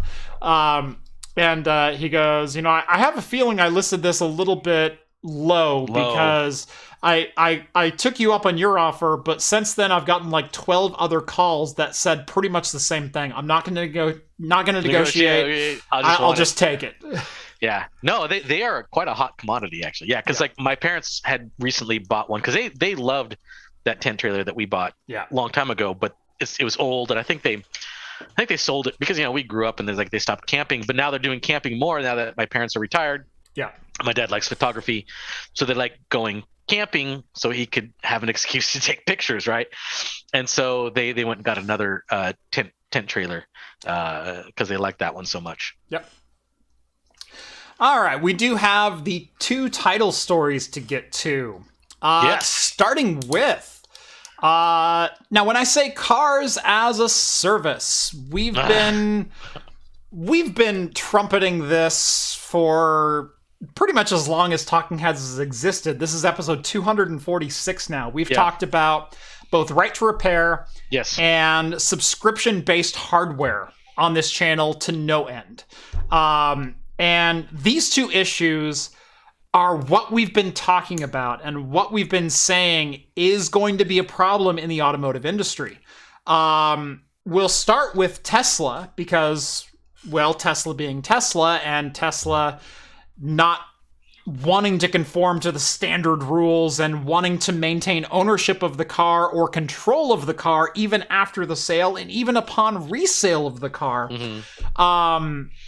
It brought up an interesting situation. So, Tesla reportedly disabled 80 miles of range from a 2013 Model S and demanded $4,500 to reactivate that range, and only backtracked when the internet thought that was BS. Because it is BS. Because it is BS. Yeah, it's absolute BS. So, what if Steve, you bought a 2005 Corvette and Chevy contacted you later on and said, sorry, we're only going to fire 6 out of the 8 cylinders unless you give us an additional $4,500. Right, and you right. say, where were you at in this transaction? You sold this car 15 years ago. I know. That was what you said. This is what I agreed upon when I bought it. And now you're changing your tune? No. Right. That is BS. So this is a very interesting situation. So Tesla sold a car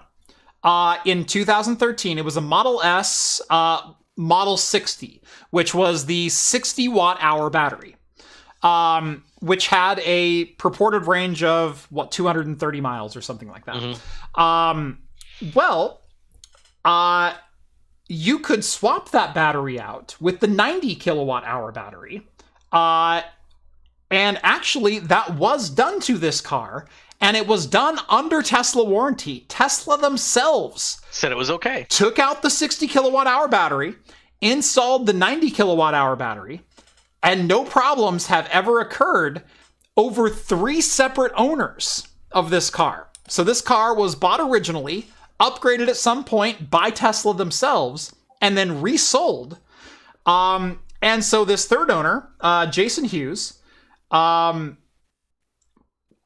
purchased the car and went in for a service to his infotainment unit because he was going to lose internet access because of the decommissioning of 3G. So 3G networks were no longer a thing. He had to get updated to LTE. So he took the car in, had the service done, took the car home. Everything was fine. Until he received an email a couple of days later that said, oh, by the way, we corrected a configuration mistake in your car.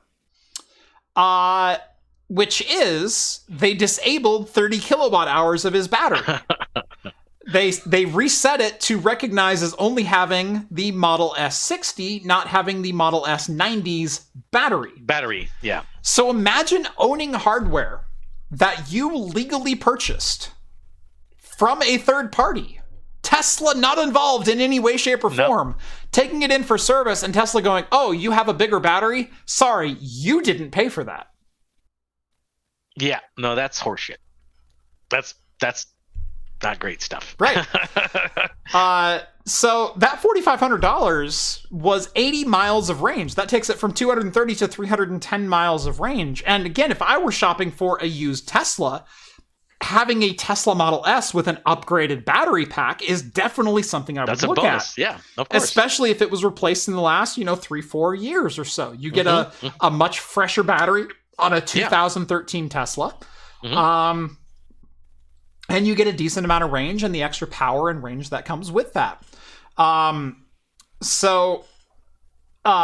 Jason was actually the tech at one of the, at a dealership. And brought this issue to light on Twitter. So I have a customer who's the third owner of a Model S60.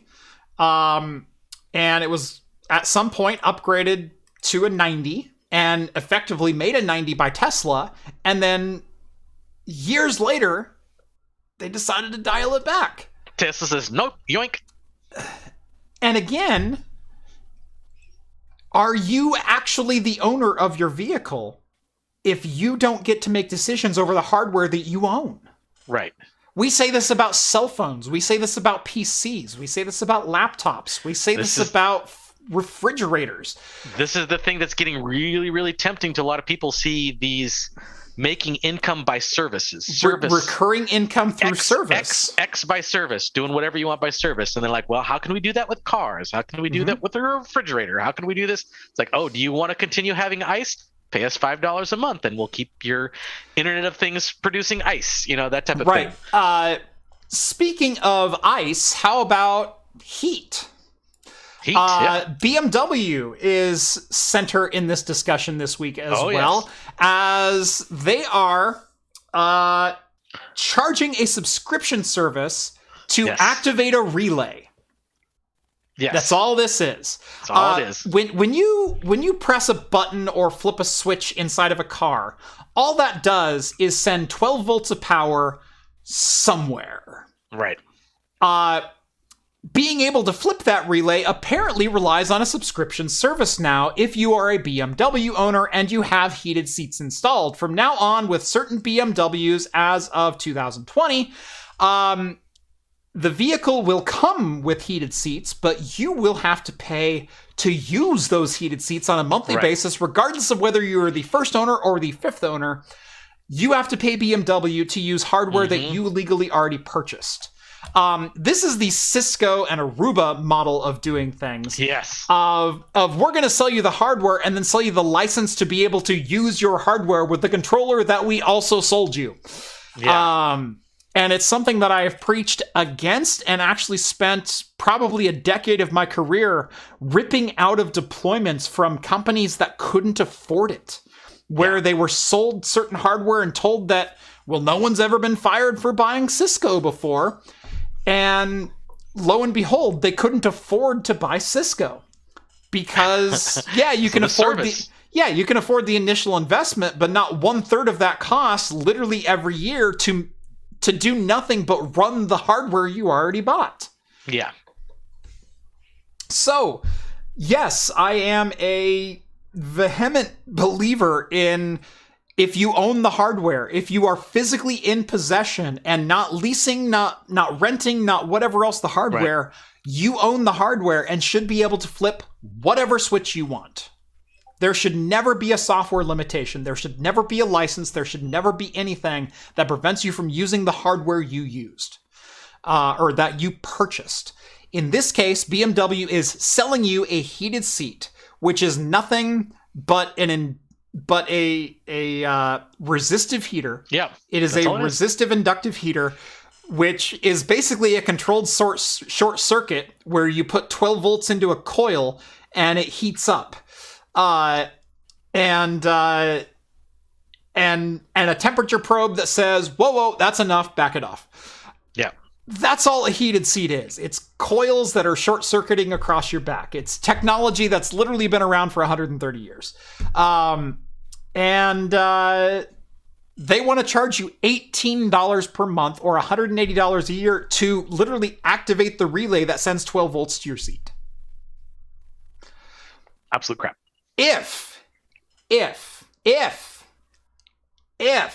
this was a service that provided commodity advantages to the end user, if this was a streaming service platform, if this was mobile internet, if this was a service that the user benefited from continual updates from the manufacturer, like OnStar, something OnStar, like people, yes, that type of stuff. That makes sense. OnStar, LTE mobile broadband, mobile Wi-Fi in your car. If this was infotainment updates, if this was map updates, like hell, I'm even pulling straws here as far as that makes more sense, and that's more acceptable. That's a service.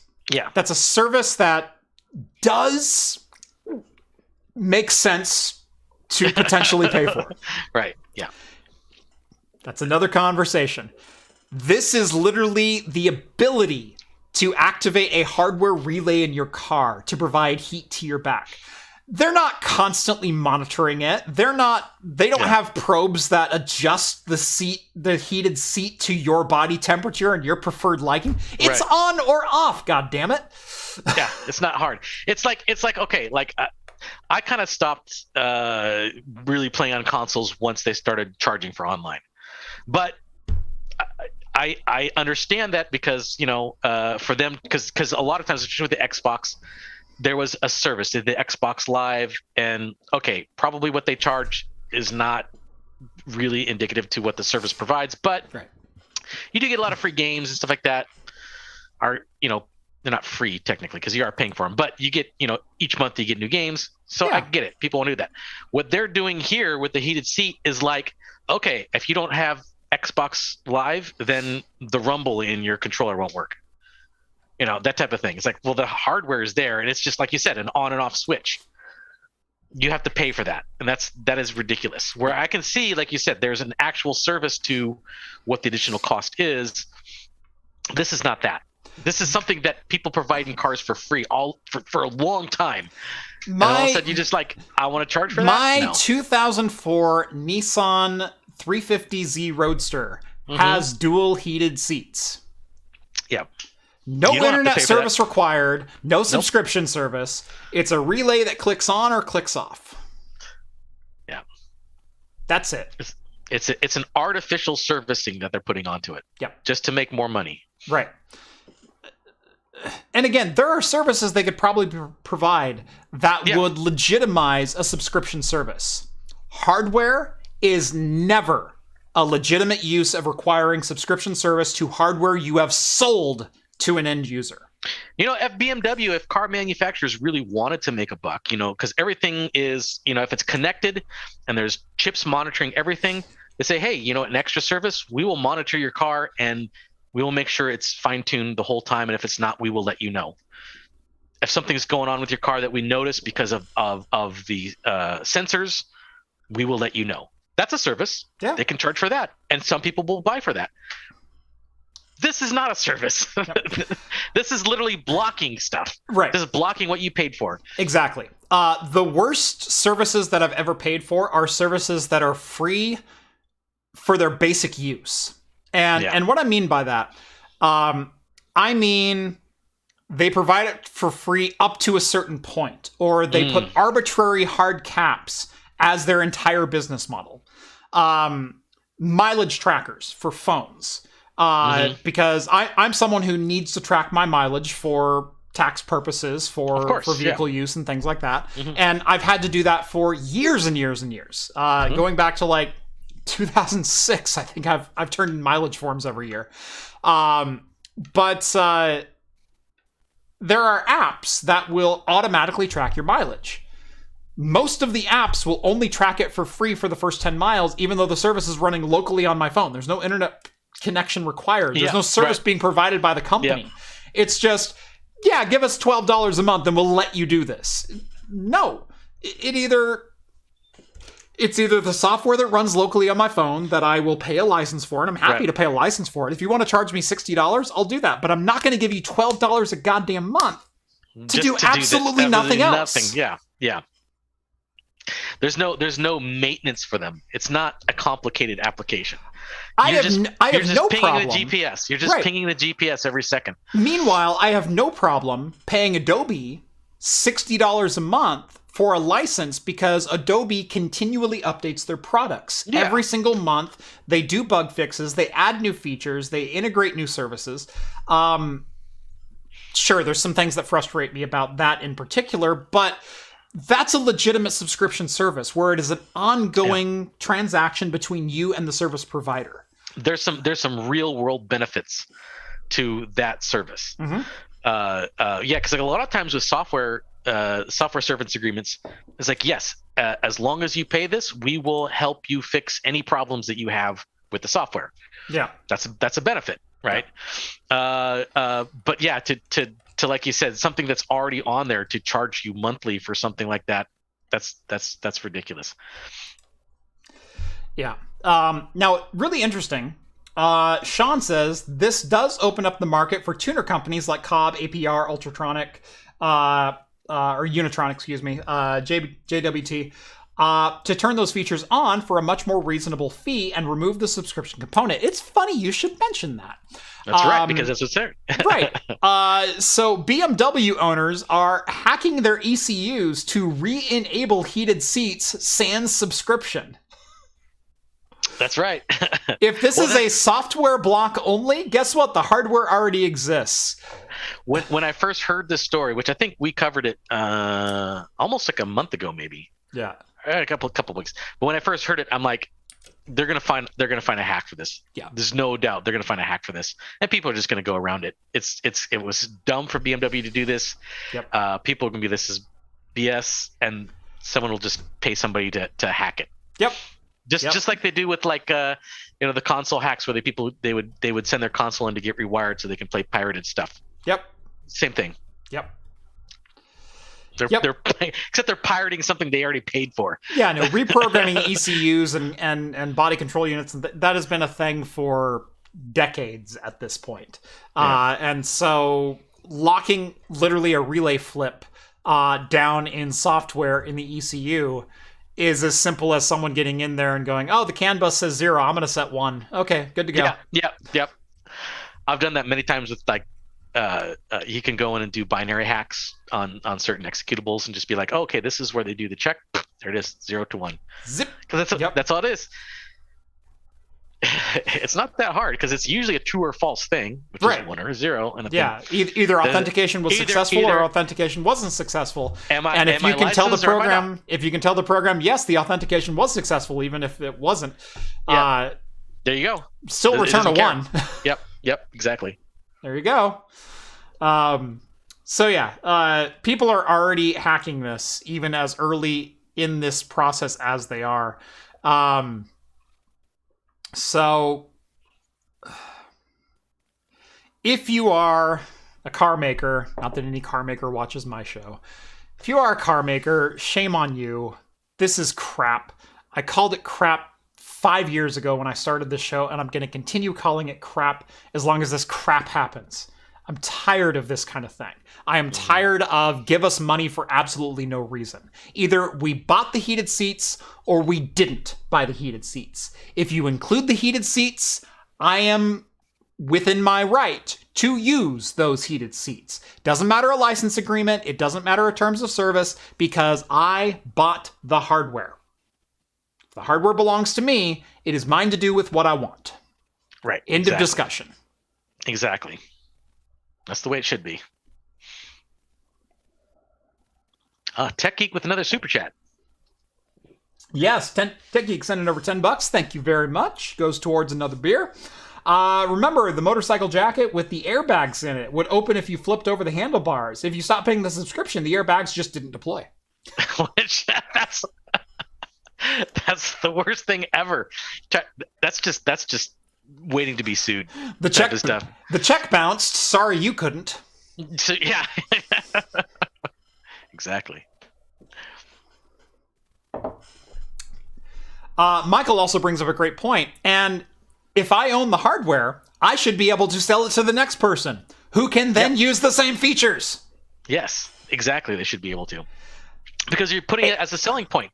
If you sell a car, you say, it's got heated seats in it. You don't put a stipulation. You can have heated seats if you pay me an extra $10 a month. It's not even that abstract of a concept. The original manufacturer of a product does not maintain any interests in that product once a transaction has taken place. Yes. If I buy a car, regardless of if I'm financing or if I walk in and pay cash, the dealership already bought the car from the manufacturer. The manufacturer releases all rights to it once it hits the dealership outside of dealership contracts. Once it leaves the dealership, and I have agreed to the deal with the dealership to a transaction where my finance company provides a check and the title gets sent to my bank, or I pay outright in cash and I walk home with the title, the manufacturer has no right over what happens with their hardware. Right. I could take home a Tesla and swap in an LS V8. I could take home a Corvette and do a Tesla swap on it. They have no say over what happens with any of that hardware. Because it's my hardware now. Yeah. Okay? So do you see how ridiculous heated seats as a subscription service is when BMW sold a dealership the hardware that included the heated seats, which was then sold third party from the dealership to an individual who then drives the car home and says, I want to turn on the seat heater. Oh, sorry, BMW says I can't. Well, tell you what, I'm going to pay it off. I'm going to make sure that I can run heated seats as long as I want. But then when the car goes back for sale, BMW goes, oh, you have to pay for the heated seats again to the second buyer. No, BMW has no remaining financial interest in that vehicle at all. Any of the hardware is null and void to them. And it goes for Apple, and it goes for Tesla, and it goes for Razer, and it goes for all of the companies who abuse this kind of bullshit. Just because you make a product doesn't mean you get to control the fate of that product. No, like I said, the temptation to make something a service and just milk money off of it is just too great for these people. Oh, damn, I haven't upgraded the rant yet. Rant button. I'll was fix good, it. though. I'll fix That was it. good though. That was good though. Yeah. Do you have a say when you buy a game from Steam? No, because kind of. Kind of. Actually, Steam still has the feature where you can back up your games. Yes. Now, there's certain games where it won't make a difference because there's a service connected to it. Right. But that's usually outside of Valve's control. Right. Yes. But Steam does have a feature where you can take and you can have a I don't know if it, because I've never actually really tried it. I have actually. Have you really? You can, from Steam's service, download a backup copy in executable and installer, and copy those to DVD or copy those to long-term storage. Yeah. And they will copy directly off of Steam servers to whatever reusable media that you happen to have. And you can keep a long-term installation copy, assuming that Steam goes down and goes offline. You will have the original install files. That is a legitimate service that Steam offers because they understand that once they sell you a license, you have rights to that license. Yeah. And Steam isn't even a service. They're free. I mean, they offer that for free. They make their money elsewhere. I mean, for the stuff that they offer you, it's amazing that they don't charge at all. Right. Because they have, not only do they have discussion boards associated with the game and workshops and the ability for you to have microtransactions for items within the game built into Steam itself. Steam is still not charging the consumer. They're charging, they take a fraction of the cost that comes with using some of those transactions, and that's how they make their money. Yep. They're literally making thousands of dollars off of like the scheme from Superman 3 where they just shave a penny off of every transaction and they make like a ton of money. Wait, I thought that was the plot from Hackers. No, Superman 3 was before all that. No, it wasn't Hackers. It was Office Space. Office Space. It was all of them. Yeah, it was all of them. Hackers was we shave 1 or 2 cents off each transaction, dump into an offshore account. Office Space was we shave a penny off each. Superman 3 was It's all the same thing. It's all the same thing. Yeah. But they're literally doing it, but it's because it's their service. It's not like someone's hacking it. But yeah. And so, just based on that alone, it's like that's fair. That honestly is fair. Mm-hmm. Because you don't have to do those things. You don't have to sell things through Steam. Right. You can buy things off of them, and then at that point, I think they charge the developer a certain percentage, but you as the consumer, you benefit from that. So that's totally fine. I'm okay with that.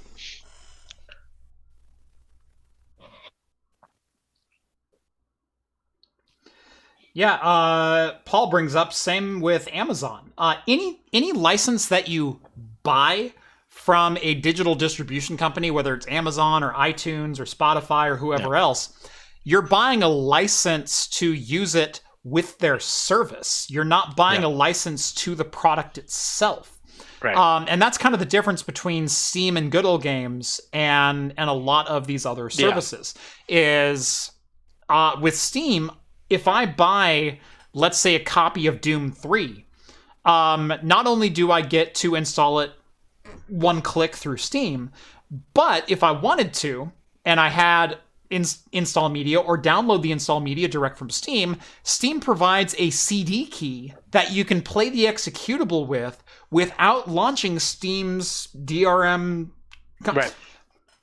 Depending on the title, depending on the title, not all the titles, but on the publisher, etc., etc. But for a lot of titles, you get a dedicated CD key, and you could technically, if you found other media, install it and use that CD key and validate your media.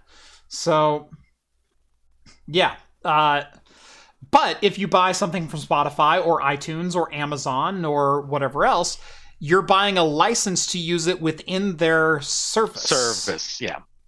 You're buying I never really liked iTunes for that reason, because I hated iTunes as a software. Correct. Like, I don't want to listen to music through your copy software. Right. one of the only things that I ever bought from iTunes was the Boise State against Oklahoma Fiesta Bowl recap, because I wanted to replay it for a friend of mine every single year on New Year's. So it was a spiteful. It was a revenge purchase. It was a spiteful purchase. So he's a giant Oklahoma fan. I'm a giant Oregon fan, and he is still miffed from the missed offside kick call that cost Oklahoma a game. Gosh, what was that? 2007, 6? Oh my gosh, that's a long time ago. Like yeah. he was still miffed about that for years after. And so every year on New Year's, I would send him a link so he could watch that video of Boise State absolutely embarrassing Oklahoma. Not the Oregon game, no, just the Boise State game. Just the Boise State game. Yeah. Oh, it's fun. All right. Wow. We kind of took our own sweet time today, didn't we? We did. Yeah. We still got beer news, and we only got 5 minutes left. We do. We could blaze through the beer news real quick. Let's see. We got Maui. Maui Brewing is set to acquire San Diego-based Modern Times, which I do take as a little bit of a shock as who is buying them, but not that they are being bought. So Modern Times was in trouble, and they were seeking a buyer. And I think we had this story a couple weeks ago too, where it was by Anaheim's Brewery X, which was really surprising because nobody had ever heard of them before. Right. They're just like, who's Brewery X? We'd have no idea who they are. Chemical X. Yeah, exactly. Made from sugar, spice, and everything nice. It's something that turned the Turtles into the Teenage Mutant Ninja Turtles or something. I don't know. But no surprise, Brewery X couldn't really do it. They couldn't afford it. Even though they're the winning bidder, they just couldn't come up with the funds. So the next highest bidder was Maui Brewing Company. Now, Maui Brewing Company is a bigger player, and I'm sure you must have tried their beers because they're all over the place. Yeah, at least they're here. Yeah, and they're pretty good. They're not bad. Yeah. So I think they're the ones that are going to be acquiring Modern Times, which is good because I like Maui and I like Modern Times, and I like to see them both thrive and distribute more beer. So that's all that is about that. Yeah. Goose Island announced their 2022 Bourbon County lineup featuring biscotti, figs, and tropical inspiration. Yeah, let's quickly go through the list here of the Bourbon County Stouts. 2022, of course, we have the Goose Island Bourbon County Stout, which is just their standard stout.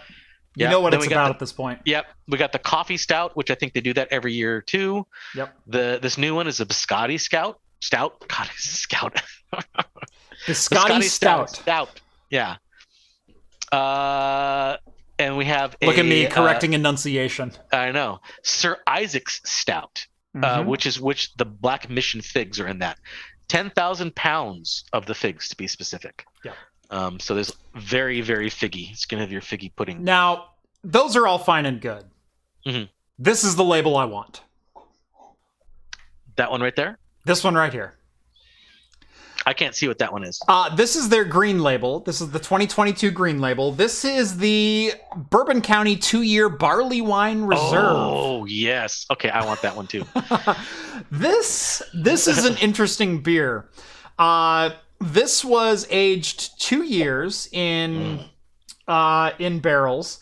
It is the 2-year Barley Wine Reserve. Brings back an old favorite in an amazingly new way with barrels from legendary bourbon Old Fitz. Specifically, the barley wine was aged 14, 16, and 17-year-old barrels used for Old Fitzgerald Bottled and Bond Decanter Series.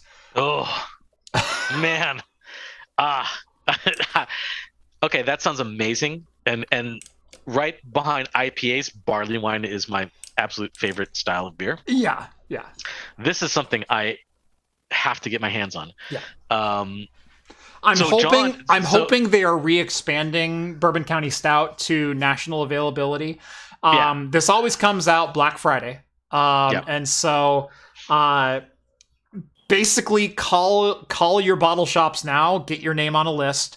Get some bottles reserved. Well, here's a little inside scoop here. Mm-hmm. So John went and applied to be a reviewer for the whole 2022 Bourbon County lineup, and he's pretty bullish on the whole prospect because he's talked to some other beer review YouTubers who are smaller than his channel, and they've gotten in. So he's like, okay, I probably can get in too. So, and what happens when they do it is they'll give you the entire lineup. They just give you the entire lineup.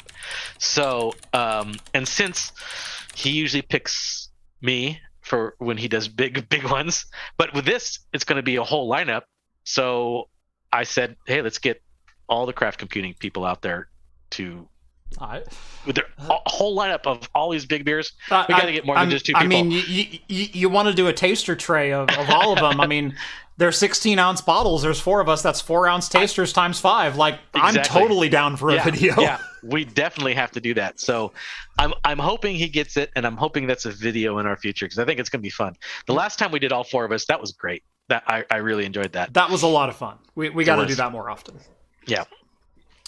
Anyway, we got just a couple of minutes left. If anyone has any questions, comments, things you want us to expand on, things you want us to shut up about, we are pretty much open for the first couple of minutes at least. Skull says the $220 for the full box, the full lineup on Black Friday. Yeah, I'm going to try to contact a couple local bottle shops and reserve a box. Hell, at each of them. I don't care if I get 2 copies. As well as Skull. Like, I know you're one of my contacts. Like, we should talk. Yeah, $220 for the full lineup is it seems steep, but I kind of think it's worth it. They're always good. They're always good. Mm-hmm. Although I'd probably drink them too fast. That's with me and whiskey. Like, I'll get a nice bottle of whiskey and I'll be like, gin. Oh, gin and I have that. So good, and then like it's gone in like 2 weeks. Yeah. Yeah. I was up late working last night, and about 11:30 I still wasn't tired, and so I went and sat on the couch and had 2 or 3 fingers of gin of Nolet's London Dry is what I've been jamming on lately. Oh yeah, that's good stuff. Fantastic bottle. Oh, that is so good. Just sat there and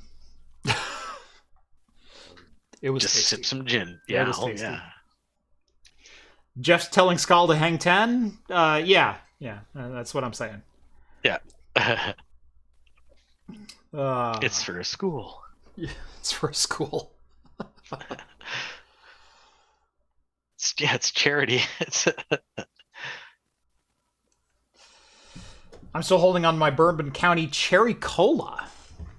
Wow. I don't remember Bourbon County doing a Cherry Cola. That was like 2014? Yeah, that must have been a long time ago because I don't remember that. I know they had like a bunch of weird flavors before, but I don't remember Cherry Cola. Let me see, Bourbon County. Cherry Cola. Classic Cola was 2021.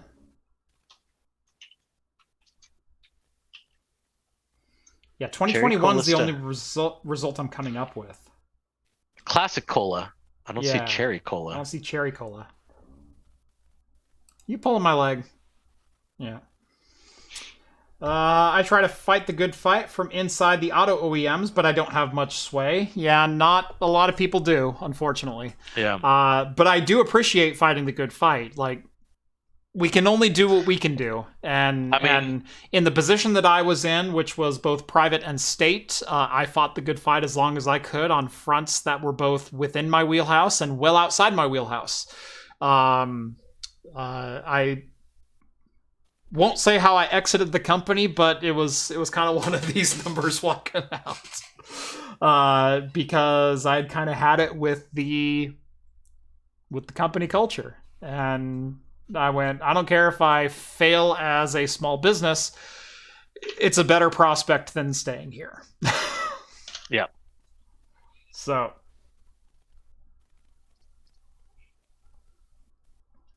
How long after upending the bottle does it take for that cherry cola to come out? That's a great question. Okay, it was last year. John is saying it, and it's the classic cola, not the cherry cola. Okay. I do remember them talking about cola. I don't remember a cherry cola. Have you guys heard of a distillery from Waco, Texas called Balcones? It's my favorite distillery in the U.S. I have not. I have not either. There's plenty of local distillers and stuff like that don't distribute very far. I just looked them up, and I'm looking at the bottles, and they do not seem familiar to me. But they make a 100 proof rye, which I'm interested in. I love a good bottled and bond rye. Yeah, me too. Yeah, not heard of them. I do have a couple favorite local distilleries. There's Vivacity Distillery out of Corvallis, Oregon. They make an amazing lineup of gins. So freaking good. The other is Big Bottom Distillery out of Hillsboro, Oregon. Oh yeah, Big Bottom are great. They're so good. What's that? There's a distiller it's also in Salem. They used to be, Vagabond's gone, sadly. They're next to the original Vagabond location. And they did a milk-based vodka. That's right. They did a lactose-based vodka, and it was amazingly tasty. It was super expensive because they had to come up with a proprietary strain of yeast to get the lactose to ferment, because lactose by default doesn't ferment. Right. So they had to breed a certain type of yeast, so the yeast would actually eat the lactose and create alcohol. Yeah. And they distilled that, and it's a vodka, but it's got a distinctly creamy, almost caramely taste to it. But it's a vodka, and it's super delicious. Yeah. That's one of my local favorites. I can't remember either, but I should go look it up. But they're in Salem. Big Bottom makes some of the most amazing ryes and gins that you will ever get. They have their Navy Grog gin, which is freaking fantastic. So good. Yes. And they probably make my favorite readily available rye, which is their Delta Rye. It's a 111 proof Delta Rye. God, that stuff is good.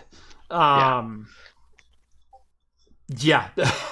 literally cannot say enough about Big Bottom. Their grog is it's good. You can drink that stuff straight, easy, no problem. Yeah, and it's a 52%. Like it's 100. It's still a. It doesn't taste like it. I can drink that stuff straight, and it's like, oh, this is good. This is delicious. It's a hearty Navy brew. It is. I mean, they call it grog for a reason, because you drink this, it's like, I can see pirates drinking this. Right. Yeah. Yeah, they've got a number of different gins, though, that are just fantastic. But their Navy gin is always what comes to my mind. Yeah, their Navy strength gin is very good, too. Yeah. 3 minutes left. Anyone else got any good of the order?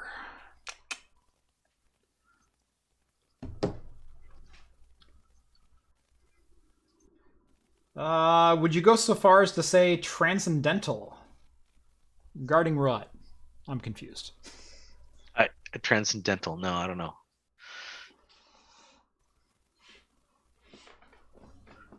My favorite distillery, Transcendent. I don't know. I don't know what you're saying there. Sorry. Is there a distillery called Transcendental? I have no idea. 2 minutes. 2 minutes. What do you guys got?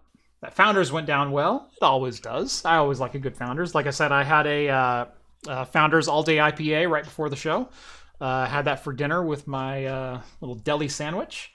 How much do I know about Windows Server CALs? Oh boy. What do you want to know? I did Microsoft licensing for the better part of a decade, involved in multiple different organizations, different structures, different everything else. Long story short, you can license Microsoft servers based on a per user, and your per user is a full-time employee, or if you're an education or higher ed deployment, you do it per individual plus FTE. So it would be every student plus every full-time employee that you have. Or you can do it by device, which is by every device that would ever connect to that particular server that's running a particular service. So if I wanted to run a Windows deployment server, that's actually fairly simple because I'm only ever running concurrently like 5 devices at a time. So if I buy 5 device cals, that would cover my deployment workbench, where I'm only ever running 5 deployment devices at the same time. If I'm running a DHCP server, you probably need 1 license for every man, woman, child, and device that's on your premises at any given time. And so you need 1 for everyone for as long as the lease lasts. Same for Active Directory. Same for NDS services and Kerberos services and things like that. It's why the larger your organization grows, the less it tends to depend on Microsoft, because there's so many open source alternatives or Linux alternatives that can run a lot of the same services. See DHCP, DNS, router-based services, web hosting, etc., that you don't have to pay per connection. Microsoft essentially expects an organization to pay per connection, whether it is per device or per user that is being serviced. And you have to expand that if you're running a VM server, for example. Just because you can run Windows Data Center for free, as many instances of Data Center for free under the main Hyper-V server that you have, doesn't mean you don't have to pay for CALs to attach services to that server. So if you run a Windows server that runs nothing but DHCP, you need to run user or device CALs on that server for every client that connects to your DHCP server. So, yeah. Yeah. Good luck. Good luck. Got a lot of miles out of that question. The more you start reading about CALs and how much Microsoft licensing costs, the more you will start trying to learn Linux. True story. Yep.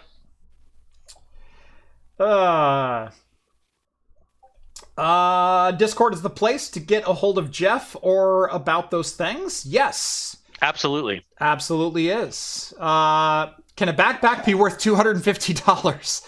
I don't think you'll ever see one of those at notltt.store. But thanks for asking. Anyway, yeah, if you want to talk directly with me, ask me questions directly, or have questions for any of the hosts, or for my community at large, which there's a lot of us who know even a lot more than I do, think about joining the Patreon. Link is down in the video description. The bonus is you'll get to join the exclusive Discord server, where you can chat directly with myself, John, Rhett, Steve, all the hosts from Talking Heads, and talk to the community at large that hangs out over there. It is an awesome group of people. I am more than proud to call it my own.